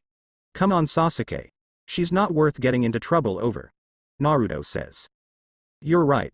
Sasuke says and gives the grizzly one last fuck you look before trotting off, next to Naruto. Never a dull moment with you, is there? Naruto asks and laughs. It's not like I deliberately set out to attract these psychos, Sasuke scoffs. Yeah. I know. I think I have an idea to help clamp down on it though. I got you something, he says. You got me a present? Sasuke asks and tilts his head to the side curiously. Yeah. Both of us actually. Come on. I'll take you to my room and show you there, he tells Sasuke and heads off. Sasuke follows Naruto. He was curious what the blonde got him. That and he also wanted to see what Naruto's room looked like. He wondered if it was bigger than the one he shared with Jugo. Here we are, he says and opens the door. Your room is, like a palace compared to mine, Sasuke mutters. Oh, that's just cause I've been here long and I get a pretty big salary. You'll move on up. Don't worry, Naruto says and pulls something out of the shopping bag. Good to know, Sasuke says and looks at what Naruto got them. They match. Hope I got the right size, he says. You got us, collars? The other lion asks. Yeah. I think they are pretty badass looking really. And this way people know we are together. Makes a statement. Maybe that will stop them from harassing you so much, he says cheerfully. Well, I guess if you were into the whole bondage scene, they are pretty nice collars, he admits. Sasuke bites his lower lip. If he took the collar, it'd be broadcasting that he was with Naruto. It was a pretty serious step. It was one thing to make out. Even tearing into that grizzly could be overlooked. She had attacked him first. But to wear a mark of ownership like this. Naruto was saying in a very big way that he wanted Sasuke and that he didn't care who knew it. It was both terrifying and erotic at the same time. If you don't want to wear it yet or you don't want to wear it ever, it's okay. I can understand if you're more of a private person. I just thought that it would help and it'd look hot on you. Naruto reassures him. I'll think about it, Sasuke half says and half asks. Yeah. It's okay. Doesn't really matter. I mean, I'd like you to wear it. But I'm not going to push it. It's just a symbol is all. The blonde tells him. A symbol of what? Sasuke questions. That you're mine. Naruto states with such a possessiveness that it caused Sasuke to shiver. I don't think I remember agreeing to that, the dark-haired lion hybrid points out. You did when you kissed me. I'd never push you into something you don't want. I can be patient. I know that it's harder for you than me. I mean, I have only the vaguest idea what you went through in that fight ring. But I know it was bad. I know that it's only natural you'd be scared to get close to someone. So I don't expect you to jump into my arms, not right away. But the second you want to jump, I'll be right here, he says and kisses his forehead. Good to know. Sasuke mutters. I mean it, he assures him. I know you do. About that grizzly, what is her deal? He asks, wanting to change the subject. She likes me, I guess. Well, mostly she just wants strong cubs. She decided a lion hybrid was one way to get them. I don't want her. I mean, I don't want to hurt her feelings. But I just am not interested in women. That and, I don't really find grizzlies to be sexy, he confesses. You better not. 'Cause if you found that bitch sexy, we would have issues, Sasuke states. I don't. But it's cute that you are jealous, he says with a smirk. I'm not jealous. Sasuke scoffs. Yes, you are. You don't need to be though. Like I said, you're mine. But I'm also yours, he tells him. Sasuke wasn't sure how it happened. But somehow he had fallen asleep in Naruto's room. He woke up, curled up against the blonde. How could I be that careless? He mutters to himself as he slowly and carefully wiggles out of the other lion's protective hold. He'd actually fallen asleep next to the other man. Sleeping was dangerous. It was especially dangerous and suicidal to fall asleep next to another hybrid. That was one of the first lessons you learned in the arena. Frowning, he looks around for some paper and something to write with. Eventually, he finds a notebook and a pen. He tears a sheet out and writes the following note. Naruto, I woke up before you. Decided to go visit my family. Don't worry. I'll see you later. Sasuke. That should do it, he says and places it on top of Naruto's chest. He pauses when he sees the collar Naruto got him. Sasuke still didn't know if he should actually wear it, but he decides to take it anyway. Sasuke hadn't really explored his sexuality. He'd never really considered the whole bondage scene, but that's what the collar reminded him of. It was pure black leather, very masculine, he noted. His collar had little blue stones that looked like sapphires, but he suspected they were just lookalikes. He highly doubted hybrids got paid enough to afford the real thing. The sapphires had been arranged in such a way to spell out Naruto's.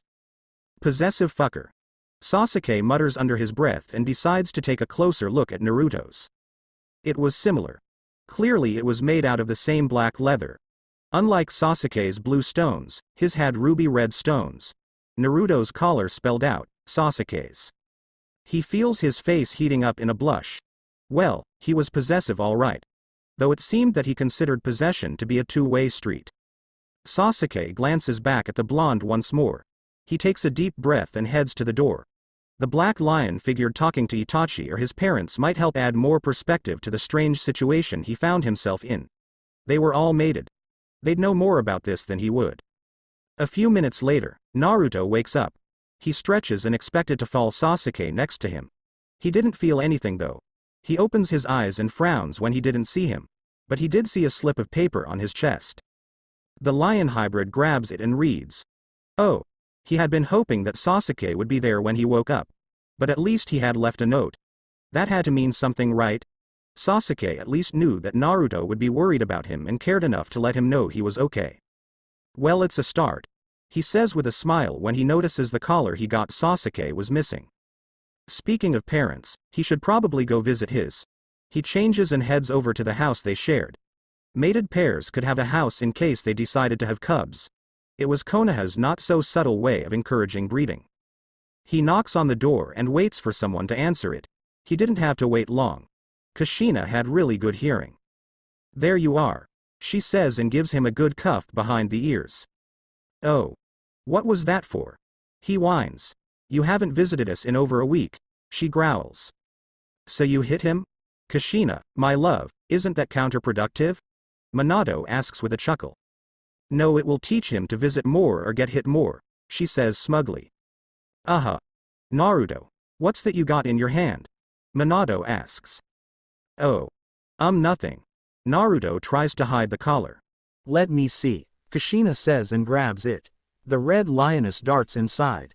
She blinks when she sees the collar. A collar with a name on it. It definitely wasn't Naruto putting his name on his collar though.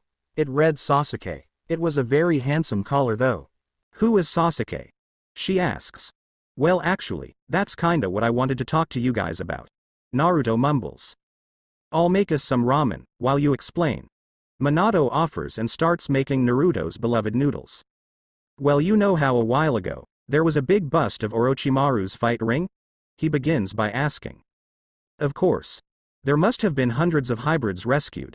It's one of the largest busts we've done in years, Kushina says. Well, Sasuke is one of the hybrids who was rescued, Naruto continues. And he got you a collar with his name on it? Minato muses. Well, sorta. I was the one who got the collars. I got him one too with my name on it. Not sure if he's going to wear it. I mean, I know he's been through a lot, but considering everything, I kinda want everyone to know we are together. At least I think we are together. He rambles. Naruto, if he's a rescue case, he's probably just having a hard time adjusting. It's hard to go from your life being in danger every day to just living a normal life. That's without the added pressure of trying to find a mate. He probably just needs some time. His father offers. Yeah. I know. It's just hard. I've never felt this way about someone before. I mean, it'd be one thing if I knew he wasn't interested. But I know he wants me too, the younger blonde says. How do you know that? Kushina asks. Well, we've kissed a couple times. He spent the night with me. Nothing happened. He just fell asleep. But still, he replies. For a fighter to fall asleep next to you mean he was completely exhausted, or it's a big display of trust. Doing that in a fight ring, even in the kennels, is basically committing suicide, Minato states. Yeah. So I know that he likes me. I just think he's still adjusting. He's probably scared. He'd never admit that though. He's really proud. Their son explains. Scared of you, or that he might be sent away? Kushina asks. That he might be sent away. I mean, Danzo, that asshole shot him up full of darts. Deidara provoked him though. Sasuke was in the hospital for days. Danzo has a habit of suggesting that hybrids be sent to other places for special help. Sasuke is probably worried that Danzo would do that to him. I won't let it happen. But I get why he'd be scared, he continues. Your father is right, sweetie. He just needs some time. So tell us more about him. What type of hybrid is he? She asks excitedly, eager to meddle in her son's love life. He's a lion hybrid, like me. But he's black-furred, Naruto answers. Black-furred, like the Uchihas? Minato inquires. Yeah. He's one of them. Sasuke is visiting his family right now. He thought they were dead. Itachi, that's his older brother, found us. The blonde informs them. Uchihas and Danzo are never a good combination.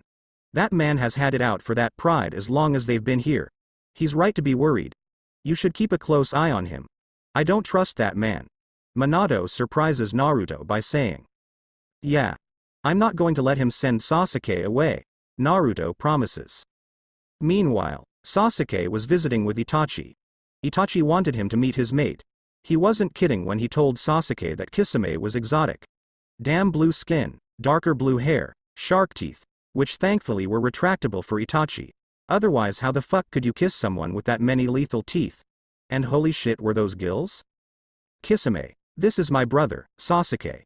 Sasuke, this is my mate, Kisame, Itachi says. Yeah, he does kinda look like you. Kisame chuckles and offers his hand for Sasuke to shake. Sasuke shakes it. He was a bit wary of all those teeth. Kisame seemed to realize this. The shark hybrid had a sadistic sense of humor because he didn't retract them. Despite the species difference, the lion soon realizes that the shark did love his brother. It was in the way that Kisame's eyes would follow Itachi's every move. Subtle little touches here and there. Nothing explicit, just little things like his hand on Itachi's shoulder or running his fingers through the older lion's hair. So what's with the collar, kid? Kisame asks. Collar. That got Itachi's attention and he grabs it. Itachi looks down at it. He reads the name spelled out on it. His older brother smirked, and this caused Sasuke to suddenly find his feat really fucking fascinating. I suppose your relationship is progressing faster than I anticipated, if he's giving you something like this. Are you going to wear it in public, or is this more for private enjoyment? Itachi asks slyly. He wants me to wear it in public. I keep getting harassed. People either want to jump me or they are upset that he wants to jump me. That, or in Deidara's case, he has to make smart-mouthed comments. Sasuke answers. Deidara. What did he do? Itachi growls in annoyance. He just made some suggestive comments about my relationship with Naruto. So naturally I kicked his fucking ass. That's when Danzo darted me. I was out for 3 days. Sasuke growls. I'll deal with Deidara. Danzo is problematic, but I'm not going to let that slide either. No one messes with my foolish little brother, except for me. Well, and I suppose I can make an exception for Naruto. He adds as an afterthought. How generous. Sasuke says sarcastically. Yes, I thought so. Itachi says, clearly pleased with himself. I missed you, even if you were a jerk sometimes. Sasuke says and hugs Itachi. I missed you too. Itachi says and embraces his brother. Aw, isn't that sweet? Two kittens hugging each other. Kisame teases. Kisame. Itachi growls warningly. A family hug. I think I'll join in. He says and wraps his arms around them. The shark hybrid was never one to miss such a wonderful opportunity. He couldn't resist giving Itachi's perfect ass a nice smack. That causes Itachi to snarl at him. You don't have to act tough just because your brother is here. Hell, his boyfriend is giving him a fucking collar to wear. I don't that he's that scandalized by me slapping your ass. He teases. Sasuke, look away. I am about to teach my lover a lesson in manners. Itachi says and he tackles the other man to the floor. Sasuke blinks. Damn. Itachi was vicious. The fur and scales were flying. He guessed this was their weird version of foreplay though. Soon enough, Kisame retracts his teeth and they were making out. Yeah. I'm just gonna go now. You two have fun. The younger lion says, darting out of the room, and feeling more than a little freaked out. They were so caught up in each other, Sasuke wasn't sure if Itachi heard him. Oh well. He looks at the collar and decides fuck it. If Itachi could be with a fucking shark, Sasuke could handle being with another lion. He places the collar on his neck. Meanwhile, Sai finds Danzo. Danzo was not pleased at being disturbed again so soon, but he lets Sai in nonetheless. I trust you have important news to tell me. I am working on something important, he informs the horse hybrid. Sasuke has reconnected with his family, Sai states. He what? Danzo growls. He's aware of his family's presence on the base. He's already established contact according to Naruto.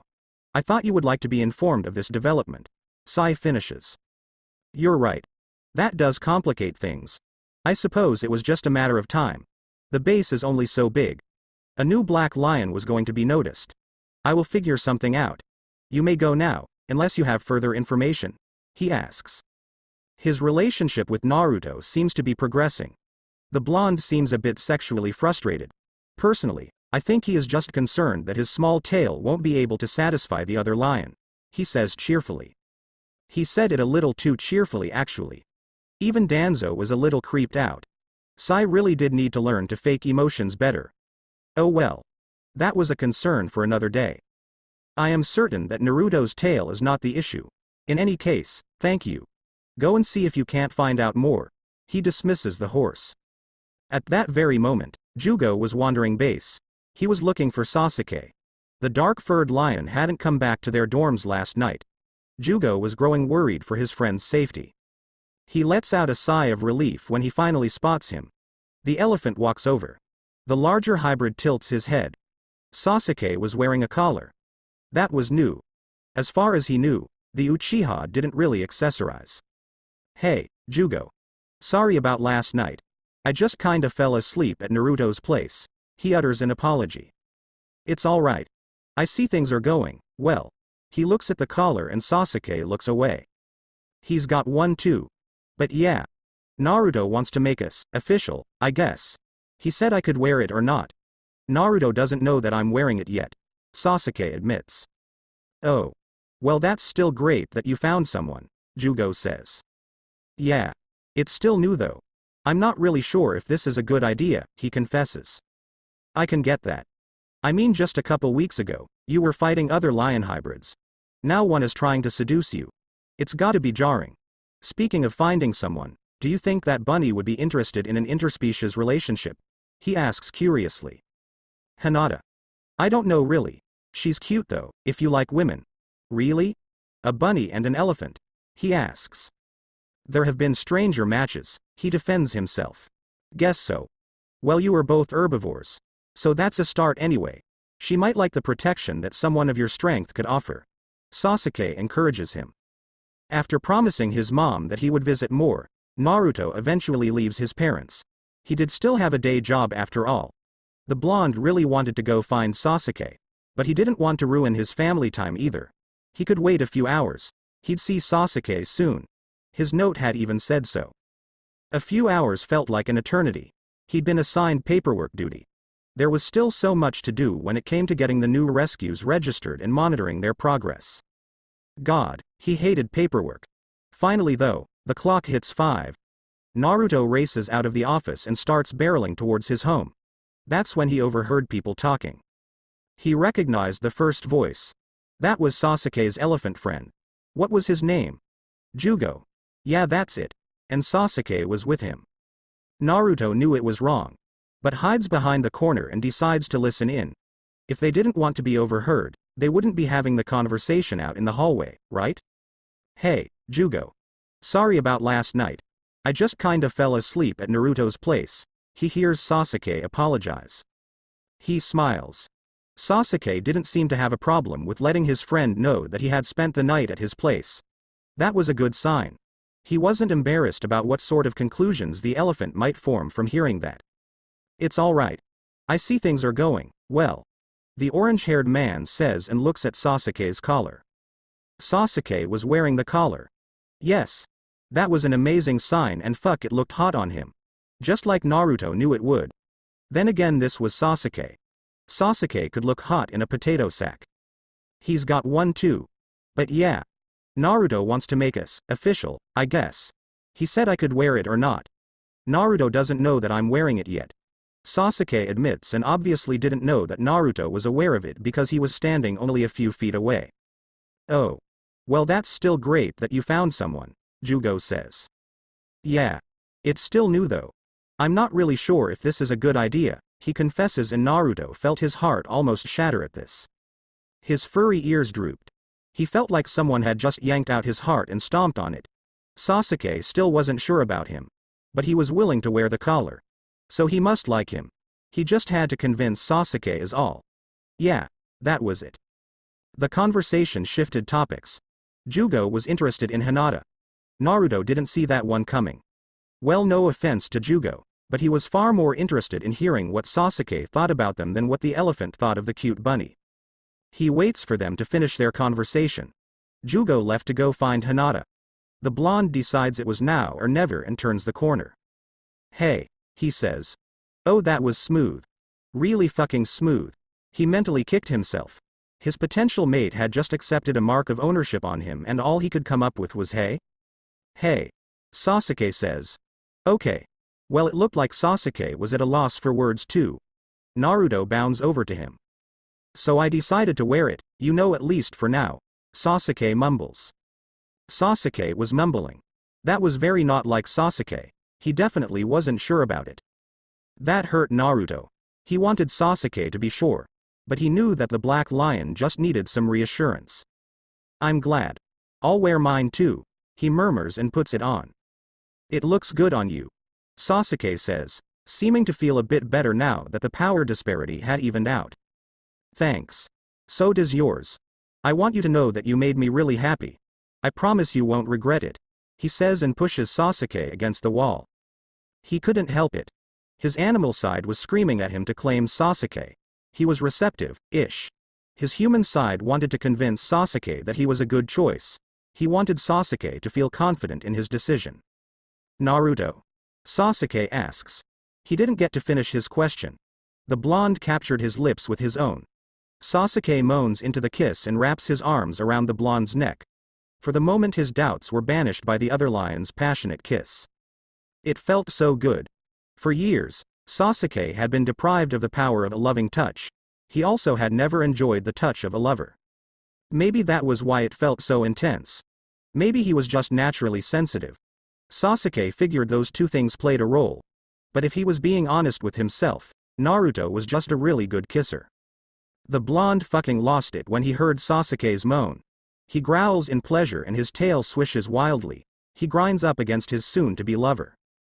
Naruto was going to fuck him until he couldn't think straight. He was going to make him feel so good that the dark-haired man would never want to leave his side again. At least that was Naruto's plan. Sasuke seemed to have other plans. When he felt the blonde grind against him, he knew that Naruto was getting way too excited. They were in a hallway, for God's sakes. Naruto, we are still in the hallway. I'm not sleeping with you where anyone could see us.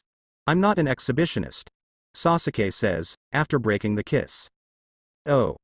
Guess I got a little carried away there. Huh? He asks sheepishly. A little. Yeah. Sasuke agrees. You said not in the hallway, if we went back to your room. He lets the question dangle in the air. We could make out some more. Sasuke offers. Sasuke. He growls in frustration. Naruto. Should we really have this conversation out in the middle of a hallway? He tries to reason with him. Alright. You have a point there. Naruto concedes and drags the other lion back to Sasuke's dorm. He shuts the door behind them and locks it. Sasuke tilts his head. He knew that Naruto wanted more than just kissing. But he wasn't exactly sure how persistent the blonde would be about pressing the issue. He'd given him a lot of space so far. But now Sasuke had basically told Naruto and anyone who could see his collar, that he wanted the blue-eyed hybrid. So things were different. Naruto pushes Sasuke onto the bed. Sasuke gulps a bit. The blonde removes his collar and begins placing kisses and love bites along his neck. Sasuke groans and arches into the necking. His mind might not be sure what he wanted. But his body was more than happy to go along with Naruto's plan. I know I should be patient. You've been through so much. I just want you so badly. I want to make you feel good. I want to prove that I can be a good mate for you. Naruto murmurs and looks down at Sasuke, his sapphire blue eyes turning darker with lust. You do make me feel good. Sasuke tells him. Then why won't you let me make you feel even better? He asks and bites down on Sasuke's neck lightly, drawing a louder moan from him. It's not smart. Sasuke answers. Naruto didn't seem to care about smart. His hands slide south and begin unzipping Sasuke's pants. Sasuke wanted him. He knew that he did. He just needed a little convincing. Why not? He asks. Danzo, I might still get sent away. I don't want to get close to you and get sent away. I don't want to hurt you like that. He answers. That's it. So if it wasn't for him, you'd be willing? Naruto asks. Well, not immediately. But yeah, it'd help a lot, he admits. You're worried about leaving and hurting me. I thought maybe you were unsure about me, he says. I am a little. Not about you exactly. But about relationships in general. It's more that they fucked with my head than anything you did. You're great. Sasuke says in a rush. Oh. It's okay. I get it. I'm being a jerk. I shouldn't jump you like that when you aren't ready. Naruto says with a sigh. I like it when you jump me. Sasuke admits. Good. Because I'm probably going to be doing a lot of it. Don't worry about Danzo. I'll deal with him. Granny Tsunade loves me. She keeps him on a fairly short leash. I'm not going to let your sexy ass get shipped off to God knows where. Naruto says. I wouldn't underestimate him. But I don't want to talk about him anymore. Sasuke says and kisses Naruto. Sasuke and Naruto spent the rest of the day kissing, caressing, and talking. Well, Naruto did most of the talking. Sasuke seemed more introverted either by nature or as a defense mechanism to survive in the arena. Naruto wasn't sure. But Sasuke seemed happy to listen and had accepted his place in Naruto's arms. So Naruto was happy with that for now. Sasuke would share more when he was ready. You hungry? Naruto asks Sasuke after a while. Starving. Sasuke admits. I'll make us something. The blonde says and heads to the kitchen. You cook? Sasuke asks curiously. Well, not much. But I can warm up a couple steaks for us. The other lion answers. Steak sounds good. Sasuke says and sits at the kitchen table, watching Naruto cook. He feels himself salivating at the scent of cooking steak. Sasuke wasn't used to cooked meat. Normally, he killed what he ate. Wild animals or livestock were brought in for him to hunt.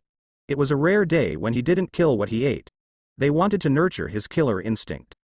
Damn it. Naruto growls.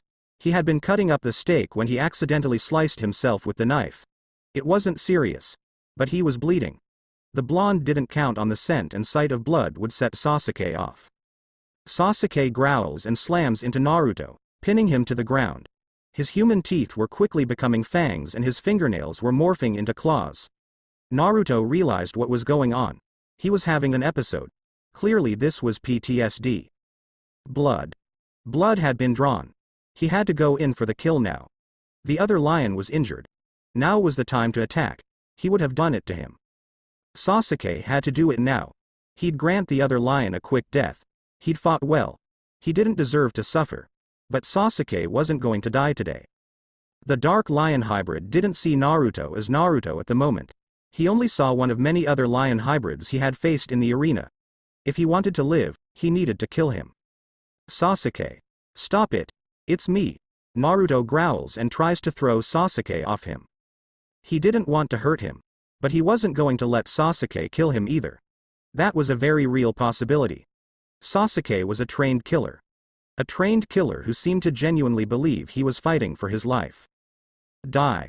Sasuke roars, he leans down, bares his fangs, and was clearly going to try to rip Naruto's throat out. Damn it. Sasuke, snap out of it. Naruto growls and uses all his strength to flip them. It was no use though. Sasuke was thrashing wildly underneath him, his fangs and claws trying to inflict as much damage as he could. Thankfully, Naruto had him firmly pinned. Sasuke, it's me. It's okay. See my collar? What's it say? He asks. Sasuke was fighting for his life. This lion was so strange. He had Sasuke pinned and he hadn't gone in for the kill yet. Was he stupid? He was muttering something about a collar too. The darker lion decides to take a chance. He looks at the collar. It had his name on it. That didn't make any sense. Why did his opponent have his name on him? Then it clicked. This wasn't an enemy combatant in the ring. This was Naruto. Naruto, I'm so sorry. He whispers horrified and his furry ears droop in shame. Don't be. It's not your fault. I'm okay. You're okay, Naruto says. It's not okay. I could have killed you. If you weren't as strong as you are, I would have. I should go. Sasuke says from underneath him. You're not going anywhere. It was not your fault. Nobody comes out of the situation you did without some scars. They aren't always just physical. We can have you looked at by a doctor. PTSD is very common for former fighters. We'll get you help. You'll see. The blonde replies and kisses Sasuke's forehead. Naruto, can you get off me? He asks. No, you'll run off. I'm not going to let you do that. It was just an accident. I know you didn't mean it. So don't beat yourself up over it. He orders him. I won't run off. He promises. Really? Naruto asks and searches Sasuke's face for any hints of deception. Really? He says and nods. All right. Remember, I will knock you right back on your sexy ass if you try to run. Naruto warns him and lets him up. PFT. I wouldn't be so sure of that. I was undefeated for a reason. Sasuke says with a smirk. Someone's feeling cocky. Naruto replies with amusement. I prefer to think of it as being realistically confident in my battle prowess. The darker lion informs him. I know you're a badass and everything. But I'm like a super badass. The blonde says cockily. Sasuke says skeptically. It's true. Naruto states with a few vigorous nods. You're easy to beat. I only have to flash a bit of skin and you'd be so easily distracted, it'd be easy to beat you. Sasuke says smugly. Well, that's true. I doubt you'd do that though. You strike me as the type of lion that prefers to win based on their own strength and not based on your impressive sex appeal. Naruto taunts Sasuke. I prefer it. But I'll do whatever it takes to win. I'm no Cub Scout. Sasuke warns him. Glad to hear it. I'd feel creepy if I was lusting after a Cub Scout, he replies. For good reason. Sasuke agrees. You going to be okay though? Seriously? Naruto asks in concern. I don't know. I didn't mean to attack you. I just blacked out. I thought I survived the arena with my sanity intact. It seems I didn't, he mutters. You are still sane. PTSD doesn't mean you are insane or crazy. Like I said before, we'll get you some help. Don't worry, okay, he murmurs soothingly. Why aren't you angry with me? I attacked you. Sasuke questions. I know you didn't mean to do it. I can't hold that against you. It makes me want to kill Orochimaru. That creep put you and lots of other hybrids through hell. All in the name of profits. Don't even get me started on Danzo. If it wasn't for him, I would have already claimed that sexy ass of yours, he continues. What makes you think you are the one doing the mounting? Sasuke asks with a raised eyebrow. Because I know you. You'd never admit it, but secretly you want someone to take care of you. Someone that you can let your guard down with and feel safe. That, and if you really had a problem with it, you would have objected to me pushing you against the wall so much. Those hot little fuck me moans of yours when I'm on top of you, also kinda clued me in. Naruto states proudly. I do not have fuck me moans. Sasuke scowls at him. Yes, yes you do. Amazing ones really. You have no idea how much they turn me on, he informs him cheerfully. Weird. Sasuke muses. What's weird? Naruto asks. I didn't think I hit you. But I must have hit you and heard. You were imagining things because there is no way that I was moaning like that. Sasuke informs him. Cute. Really cute, Sasuke. Naruto says and rolls his eyes. And I am a lion. I am not cute. I am regal, fearsome, handsome, and deadly. I am not cute. Cute as for house cat hybrids, he scoffs. You are all those things and more. Naruto agrees. Sasuke sighs and reaches out to Naruto. He caresses the blonde's cheek. He smiles sadly when the blonde actually leans into his touch. But I'm not safe. We both know that. I'll go get checked out. But I couldn't live with myself if I hurt the first person to show me kindness in years. So for now, it'd probably be better if you stayed away from me, Sasuke says. Sasuke, it's not your fault. Let it go. I'll just be careful not to get hurt around you. It was the blood that set you off. You were fine this entire time until then. As far as triggers go, that's pretty easy to avoid. Naruto tries to reassure him. I don't want to take that chance. I'm not saying that I don't want you. I'm just saying that it'd be smart to wait. Wait until I know that I'm safe. I'm not safe right now, he says and reaches for his collar. Don't you dare take that off, bastard, Naruto growls. This way you'll know. I'll ask you for it again, when I'm fixed, Sasuke says. You don't need fixed. You aren't broken, the blonde growls. Yes, I am Naruto. I almost killed you, the dark-haired lion says softly.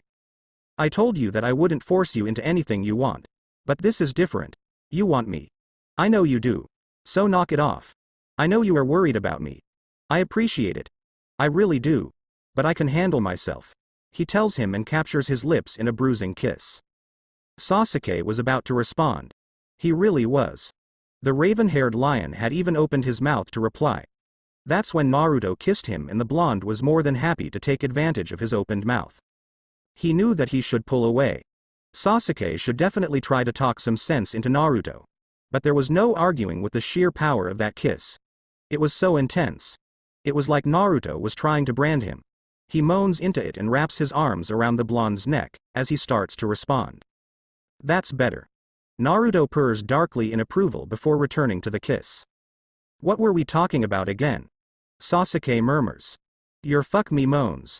The blonde answers. Right. Sasuke agrees and glides his tongue along Naruto's in a seductive dance. Naruto smiles into the kiss. That was better. Sasuke just needed some sense screwed into him, it seemed. Well, at least kissed into him.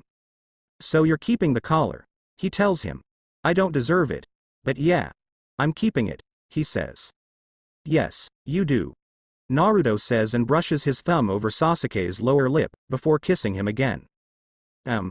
Sasuke moans into the kiss. Meanwhile with Minato and Kushina. Minato was trying to stop his wife. She was a wonderful mate. But she could be really aggressive at times, especially when it came to their son. Kushina, the boys are just starting their relationship. I don't think it's wise to go and inquisition the boys' family, he tells her. PFT. They have collars. They are official. We should go meet our new in-laws, she says smugly. They aren't our in-laws yet. You don't want to embarrass Naruto or scare Sasuke off, do you? He asks desperately. Oh, you are being silly. You are worrying over nothing, she says and drags her mate off behind her. Soon enough she finds the Uchiha Pride spot on base. She knocks and waits impatiently. Makoto answers the door and tilts her head to the side. She knew who Minato and Kushina were, but they hadn't interacted before. They had such different jobs. Hello. She says uncertainly. Hello. I'm Kushina. This is my mate, Minato. The redhead states. Pleasure to meet you both. How can I help you? The lioness asks and her tail swishes curiously. Well, it seems that our boys like each other. I think they'll end up mating. So I thought it'd be a good idea to get to know each other, she says cheerfully. Oh. Well, I suppose that makes sense. But aren't you jumping the gun a little bit? They are just getting to know each other, she muses. Doesn't matter. When you find the one, it is only a matter of time. I saw the look on my son's face. Sasuke is the one. She states in a voice that said she would not tolerate any debate on this matter. Well, that's true. Makoto says and rubs the back of her head sheepishly, while looking at her mate like, help me. You'll have to forgive, my mate. She's just very excited that Naruto has taken such a liking to your son, Minato says. It's alright. It's natural to be excited about such things. Between you and me, I'm relieved. Our eldest mated a shark hybrid, Fugaku says. Fugaku. Makoto growls warningly. What? It's the truth. I am happy Itachi is in love. But it is still so unusual. He's a good son-in-law though. He makes Itachi happy. That's what matters. He continues, clearly trying to save himself from Makoto's wrath. That's better. You are still sleeping on the couch until you can learn to stop teasing our son's mate, she says. Makoto, I was only teasing. He says. You are still on the couch until I am satisfied that you have learned your lesson, she informs him. Don't be absurd. You know that you would miss me in our bed, as much as I would miss you, he states smugly. That is true. But it is for your own good. I won't tolerate you teasing Kisame. He's been a very good mate to Itachi, she huffs. Alright. Can we offer you anything to eat or drink? Fugaku relents. Ramen would be greatly appreciated, if you have it. Minato pipes up hopefully. Ramen? Are you a lion or a human college student? He chuckles. He has weird tastes. A wonderful mate, but there is something seriously strange about his taste buds. Sometimes I think he was supposed to be a herbivore. Kushina muses. Well, we all have our eccentricities, Makoto says. Indeed. Is there anything about Sasuke that Naruto should know about? You know, to make the whole mating process flow more smoothly? Kushina asks. We haven't seen Sasuke since he was 7 until very recently. I can tell you what sort of cub he was.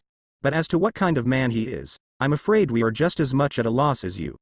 Makoto and Fugaku sigh. Oh. Well, Naruto is a very sweet boy. He's hyper though. So Sasuke will need a lot of energy to keep up with him. And like his father, he's obsessed with ramen. She shakes her head and sighs. I'm certain that Sasuke is more than capable of keeping up with him. Sasuke tells me he was undefeated in the arena. Fugaku says with a smirk. He'd have to be. I don't think they let you live too long if you lose. Minato offers. Sadly, that is true. Come on. Let's get you your ramen. I think Makoto and Kushina have some conspiring to do. He muses and heads to the kitchen with the blonde lion. Your son does have such beautiful eyes. I hope if they decide to use surrogates and have cubs, that at least one of them inherits them. Makoto says. That's very kind of you to say. I'm afraid, I haven't seen Sasuke yet. So I can't really comment. I'm sure he must be very handsome to have caught my son's eye though, she offers. What do you think they are talking about? Minato asks Fugaku. Women are women. They are probably talking about grand cubs. I wouldn't be surprised if by the end of the day they had a list of potential names. The older lion states. Yes, I think you're probably right about that. He laughs somewhat nervously and thanks Fugaku for the ramen. I must admit that I don't know Naruto that well. So I do have concerns. Clearly one of them will end up taking the more aggressive role. Sasuke is used to being aggressive in the arena. If Naruto doesn't want to be the more accommodating of the two, it could result in awkwardness, he says. I understand your concerns. Well, Naruto is used to being the chaser. I don't ask for details, but I imagine he prefers to be the one who does the mounting. Minato offers awkwardly. That's what I'm afraid of. Considering what Sasuke has been through, I have a hard time imagining he'd be willing to make himself that vulnerable. The older Uchiha says. Yes. Well, hopefully they can work something out. Naruto really is over the moon for your boy. The blonde says. Good. He needs a loving mate. It will make the healing process so much easier on him. Fugaku states. Yes. Everyone should have a loving mate. Speaking of loving mates, we should probably check on ours. God only knows what sort of mischief those two are getting up to. Minato says with a chuckle. Of course. He says, and the men make their way back to their mates. Meanwhile, Danzo was doing some paperwork. He smirks when he sees Sasuke's newest file. He marks him as a potential field agent. Field agents were basically the hybrid version of cops. Naruto was a field agent. Sasuke would have to go a rather intensive physical and mental training program. He was positive that the dark hybrid could pass any physical test given to him. But when it came to sparring with other cadets or teachers, he was sure Sasuke would lose control. He'd lose control, reverting back to his fight or flight instincts that he had learned in the arena. Then he would have an excuse to send him away. If by some miracle, he made it out of the combat portion, there was always the mental portion. He smirks. There was no doubt that Sasuke was suffering from some sort of psychological problems caused by his time fighting. It was only natural. It was an easily exploitable weakness. There was more than one way to skin a cat, or lion hybrid in this case. Sai, please make sure to give my recommendations to Tsunade, he says and hands him the folder. Of course. The horse hybrid says and takes the folder. Sai wandered out into the hall. He heard something strange coming from a nearby room. Curious, he decides to listen in. He had good hearing and could hear what was going on inside that room. Sai feels his face heat up. It didn't take long to figure out what was going inside that room. He recognized Naruto's voice with ease. It didn't take long to figure out that he was with Sasuke. Well, no one can doubt their physical attraction at least. He mutters to himself and looks at the file. He knew what Danzo was planning. He was also well aware that someone with Sasuke's background shouldn't be anywhere near the field agent training program for at least a year or two. To push him into it now, well, it would end in disaster. He wants an excuse to send him away, like he did my brother, he mutters. Sai had thought he had successfully buried all emotions, but it seemed he hadn't. He had loved his brother. They had been close. It had broken him the day he was sent away. Not this time, he says and rips up that paper with Sasuke's recommendation on it.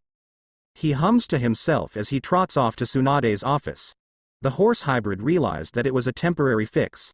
Sooner or later Danzo would realize that Tsunade either didn't get the recommendation or was ignoring it. But he had bought them some time. Hopefully they would use it wisely. With Sasuke and Naruto, Sasuke breaks the kiss. He needed air. Naruto's kisses were so addicting that sometimes he forgot about that whole needing to breath thing. He pants and tries to catch his breath. You know you can breathe through your nose when you kiss, right? He asks. I can. Sasuke asks as thought the idea had never occurred to him.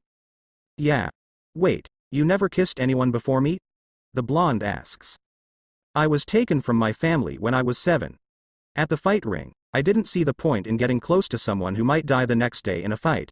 So I didn't kiss anyone or do anything else that would be considered affectionate. You're my first, everything. Sasuke admits. Naruto blinks. No way. Sasuke had never even kissed someone else before. How the hell could the other lion kiss so damn good then? Must be animal instincts. He felt a surge of primal pleasure. For some reason, it really pleased him that Sasuke hadn't been with anyone else. The blonde knew he was a hypocrite in this respect, but he didn't care. It just made him want to claim the darker lion more. He'd never felt such a hot rush of lust before so fast. It was almost dizzying. Naruto? Does that bother you? Sasuke asks, not sure what to make of his silence. Maybe Naruto wanted someone who knew what he was doing. Sasuke knew the basic mechanics of sex. Living in the arena, he had accidentally walked in on or by more than a few frantic couplings. He just had never actually participated in them. No, it doesn't bother me. It's the opposite really. Naruto purrs into his ear and grinds against the other man to show what he meant. Oh. You are a possessive bastard. First the collar and now you are hard because no one's touched me before. Sasuke says and raises an eyebrow. Yeah. I'm possessive. Is that a problem? The blonde asks. No, I don't think so anyway. I wouldn't know. It's all still really new. Sasuke admits. Good. Like I told you before, you're mine and I'm yours. You might as well get used to it. The blonde tells him and kisses his forehead. Sasuke sighs as he watches Naruto sleep. He knew that the blonde was likely disappointed. He clearly wanted more than just kissing. But Sasuke didn't think it was safe. He had already attacked Naruto the night before. He hadn't meant to, and that's what made it so terrifying. The dark-haired lion hybrid wasn't fully in control of himself. Why does everything have to be so complicated? He mutters to himself. Sasuke couldn't help but take this opportunity to look at his potential lover. Naruto apparently slept without a shirt. Sasuke appreciated this fact a great deal. It allowed him to admire the blonde's muscular chest and to indulge in a little exploring. Wow! He murmurs, revealing in the feeling of power underneath his fingertips. Sasuke wasn't delusional. He knew his own build tended more towards being lithe and sleeker muscle. The darker hybrid was built for speed, more than raw power. He had a lot of strength of course, but if it came to brute force, he was pretty sure that Naruto probably had him beat in that department. His tan's pretty thorough. He must sunbathe a lot. He mutters as he notes that Naruto's face, arms, and chest were all the same sun-kissed color. The Uchiha found himself curious to see how far down that tan extended. He glides his hands over Naruto's biceps and shivers. He was strong. Really strong. Normally that would have made him concerned. But for some reason, it excited him when it came to Naruto. Probably because they had spent most of last night making out. Sasuke had never really given much thought to his sex drive before Naruto. But now that he had tasted physical affection, he wanted more of it. He just didn't think it was safe. Naruto's safety came first. Naruto continued to pretend to be asleep. He didn't want to spoil the moment. Sasuke wasn't exactly shy, but he didn't really initiate. Why the other man had chosen to wait until he was asleep, he didn't know. It felt good though. I'll surprise him with breakfast. Sasuke murmurs and gets off the bed. He didn't want to do something stupid. If he kept up his exploration, he probably would. Naruto would go along with it. What if Sasuke snapped and hurt him? Naruto mourns the loss of contact. He knew that Sasuke felt conflicted. He was worried about him. But he couldn't help but feel a surge at masculine pride. At least Sasuke was attracted to him. Once Sasuke was in the kitchen, Naruto decides to get up. He glides after his intended. He smiles and wraps his arms around Sasuke's waist, who was currently pouring some milk into glasses for them. I like it when you touch me. You should do it more often, when I'm not pretending to be asleep. He breathes hotly into the other man's ear, which elicited a shiver from Sasuke. You were awake? Sasuke asks and sounded embarrassed. Yeah. But I didn't want to interrupt. It felt good, even if you kept it fairly tame, he answers. What did you expect me to grab your dick while you were asleep?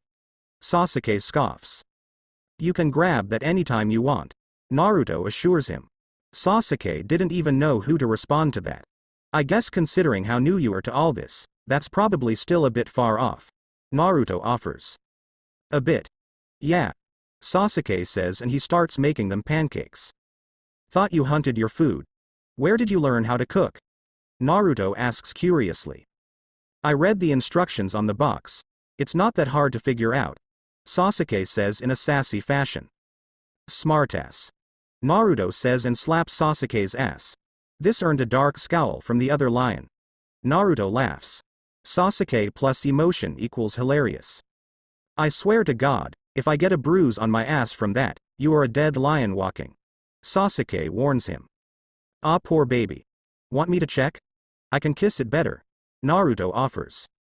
You fucking pervert, Sasuke says and rolls his eyes. Says the man who was molesting me when he thought I was asleep. The blonde retorts smugly. I wasn't molesting you. I was just looking, Sasuke says defensively. Oh, there was more than looking going on. There was definitely some touching involved. But that's okay. Like I said, I like it when you touch me. You should do it more often. You don't have to be so shy, he says and rests his head on top of Sasuke's. I'm not shy, Sasuke snaps. Oh really? Is that why we've only kissed, even though you wear my mark? Naruto says and traces the collar with his fingertips. You damn well know why I haven't gone further. There's Danzo and I could hurt you. This isn't a game, Naruto. I don't want to hurt you, emotionally or physically. Sasuke growls at him and seems intent on storming out of the place. Sasuke, wait. Naruto says and grabs him by the waist before he could leave. No. You really don't get it, do you? I'm trying to protect you, Sasuke snarls at him. Sasuke, I don't need protection. Besides, I'm willing to take the risk. You're more than worth it, Naruto says. Well, maybe I don't you to take that risk. But then you kiss me and my good judgment stops working, Sasuke growls. Well, if that's all that it takes. Naruto murmurs and pulls the anxious lion into his arms, for another kiss. Naruto. Sasuke says as he kisses back. Yeah? He asks, continuing the kiss. That's not fair. I can't think straight when you do that. He sighs and moans into the kiss. I don't really want you thinking straight ever. I much prefer your thoughts to be 100% gay. Thanks. Naruto teases. You are such a dumbass. You know exactly what I meant. Sasuke growls. You are hot when you are angry. You know that, right? He asks. Naruto, this is serious. The other man says. I know. I meant what I said. You are worth it. Don't let Danzo or your past rob you of our future. Alright. He says and kisses Sok's forehead. What's on the schedule for today? Sasuke says with a sigh. You are supposed to do the obstacle course. Just to check your physical fitness. I know that won't be an issue for you, Naruto says. Alright. That's not so bad. It'll give me a chance to stretch my legs. In my humanoid or animal form? Sasuke questions. Both. The blonde answers. I can work with that. I'll see you later. I imagine you have an actual job to do besides trying to get into my pants. The dark-haired lion muses. Yeah. But trust me, I much prefer trying to seduce you to actual field work. I mean I love my job and all, but yeah. Naruto says and takes out a map. This is the 3rd floor. You'll want to go in the 2nd door on the left to get to the course. The blonde explains. Thanks. Sasuke says and he heads off. Sasuke blinks at the obstacle course. It was pretty intense. Clearly it was designed to test speed, agility, endurance, strength, and even intelligence. He changes to his lion form. The Uchiha thought it would be best to just let the beast take over for a bit. Things were too complicated. He wanted what Naruto wanted. But he was clearly the smarter of the two. He wasn't going to risk Naruto's heart or body just for sex. No matter how mind-blowing it might be. Speaking of blowing, Sasuke's thoughts took a decidedly more sensual turn. He mentally kicked himself. He did not need to go through the course with a harden. Alright. Just do your best. If it gets too rough, just blow the whistle, and we'll stop it. Another hybrid tells Sasuke as he places a necklace with a whistle around his neck. Sasuke nods and takes off. It felt good. It felt so fucking good to be on all fours again and testing himself. Pushing himself to his physical and mental limits. He was going to get the best time for this obstacle course. Sasuke was naturally competitive. Meanwhile with Gaara and Naruto, Gaara shakes his head. Oh boy. The redhead knew an impending disaster when he saw one. The blonde wanted to go watch his boyfriend on the obstacle course. The leopard couldn't begin to list all of the ways that was a bad idea. Naruto, no, he'll be fine. If it gets too rough, he can blow the whistle. There's no need to worry. Besides, he's an undefeated fighter. If anyone can handle it, it is him. Gaara pleads. Oh, I know he can handle it. I just want to watch his sexy ass run all over the place. Naruto says brightly. Gaara smacks his forehead with his hand. Only Naruto. He couldn't help but smile though. He was glad his friend had found happiness. Sighing, he allows himself to be dragged off to watch Sasuke on the obstacle course. Ready. Get set, go. The instructor says. Sasuke takes off like a bullet. Gaara blinks. Naruto's intended was fast. Very fast. He wasn't cheetah fast, but he was probably as close as a lion hybrid could get. He was also very agile, able to weave through hoops with ease. He slams his body onto some punching bags that were blocking his path, knocking them over. If the redhead had to guess, he'd say that the black lion had probably made it through the course in under 2 minutes. A record for animal forms. That bastard beat my record. Naruto pouts. Well, let's see how he does in his human form. Gaara offers. Yeah. Naruto says smugly. There was no possible way that Sasuke could beat that record. The instructor gives Sasuke a cool down period. Then he has the lion shift and do the course in his humanoid form. Sasuke didn't beat Naruto's humanoid record, but he came within 30 seconds of it. There. Now is your manly pride soothed? Gaara teases. Yeah. A little. Naruto admits. Meanwhile, Tsunade was in her office. She was looking over the recommendations for what to do with the newest hybrids. She frowns. That was strange. There was nothing about Sasuke in there. It's not like Danzo to overlook such a rare hybrid, she mutters to herself. The blonde shrugs it off. Maybe he was just overworked. Oh, how she would love for that viper to just retire.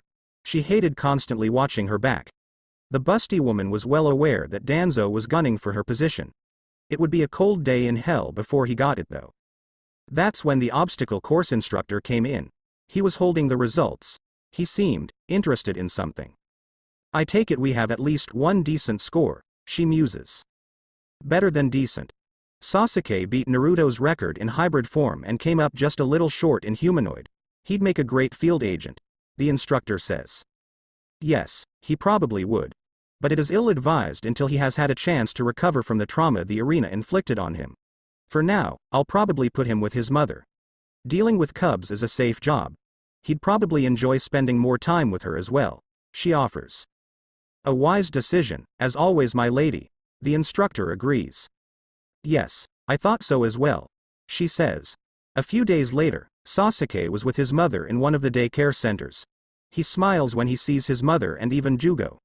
Apparently he was such a gentle giant, that putting him with kids was a natural fit. Sorry, I kinda ditched you. It wasn't intentional. It's just things with Naruto. Well, it's easy to lose track of time. Sasuke mutters in a semi-embarrassed fashion. No worries. I'm glad that you found someone. So how is it? Jugo asks. How is what? Sasuke answers evasively. The sex, he answers.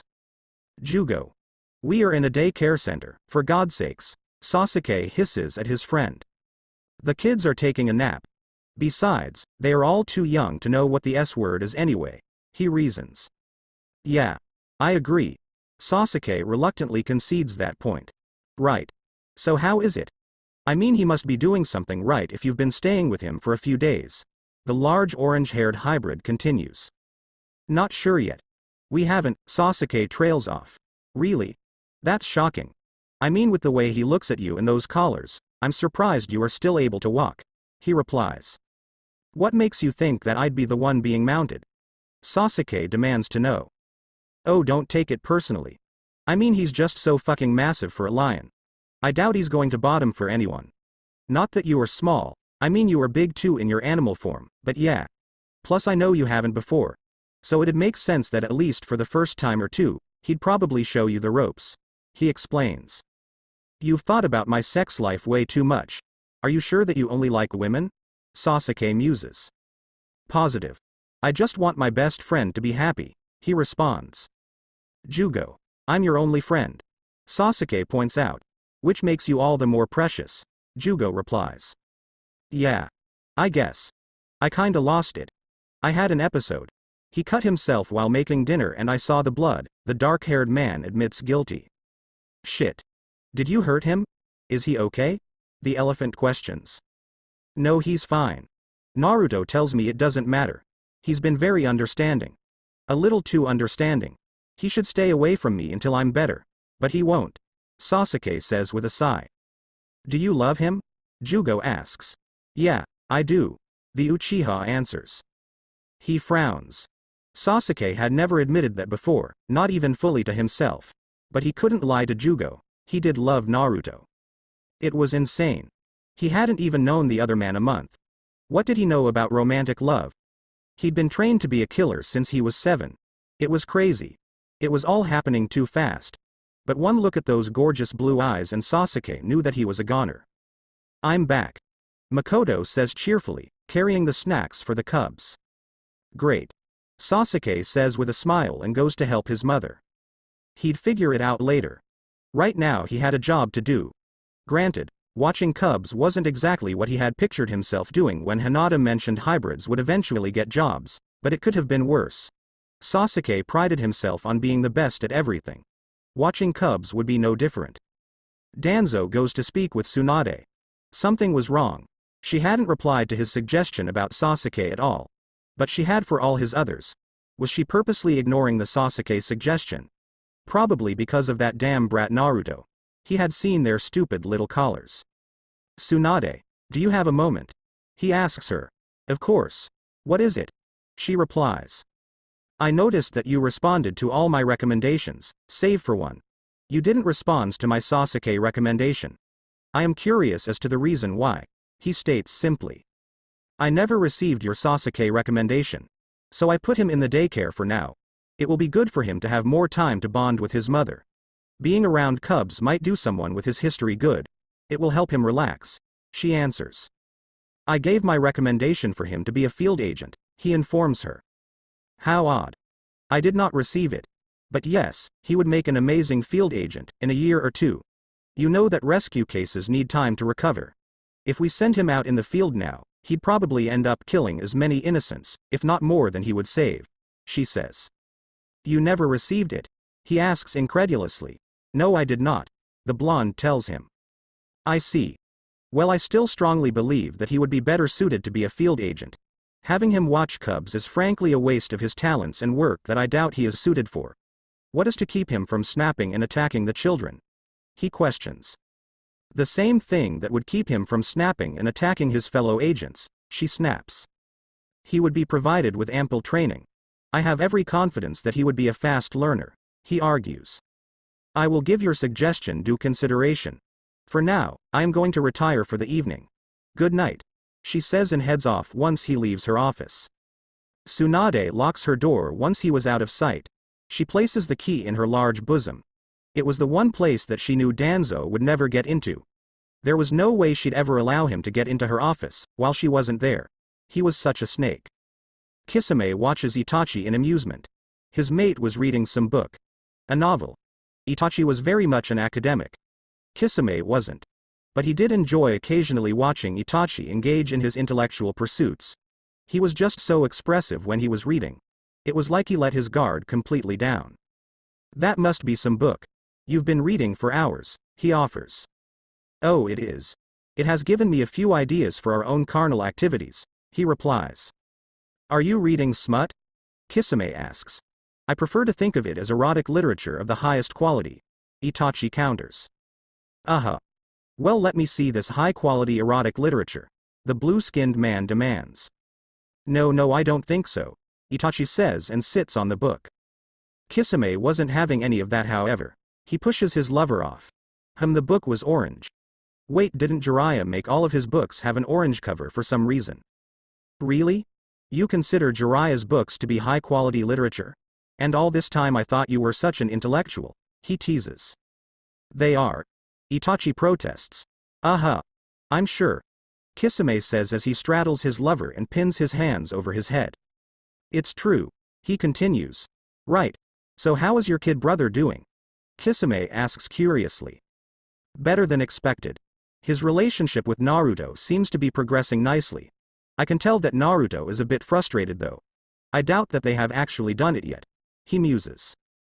Well, maybe he could use a few pointers from his nympho of a brother, Kisame suggests. I am not a nympho, Itachi growls. You could have fooled me. I still have the marks on my back from last night, kitten, he states. And I really wish you would stop calling me that stupid pet name. I am a lion. I am not a kitten, Itachi scoffs. Nah. You are too cute when your fur gets all ruffled about it, Kitten says. He informs him. You are impossible, Itachi says and shakes his head. Maybe. But you like me that way, Kisame counters. Well, I can't argue with that, he replies with a smile. Naruto smiles. He picks up some fancy champagne that he had figured out Sasuke liked on his way home. Things were starting to settle down. Sasuke seemed more relaxed since he hadn't attacked Naruto again. The blonde was so damn frustrated. Their relationship still hadn't progressed past kissing and some necking as far as physical intimacy go. He had learned to stop necking.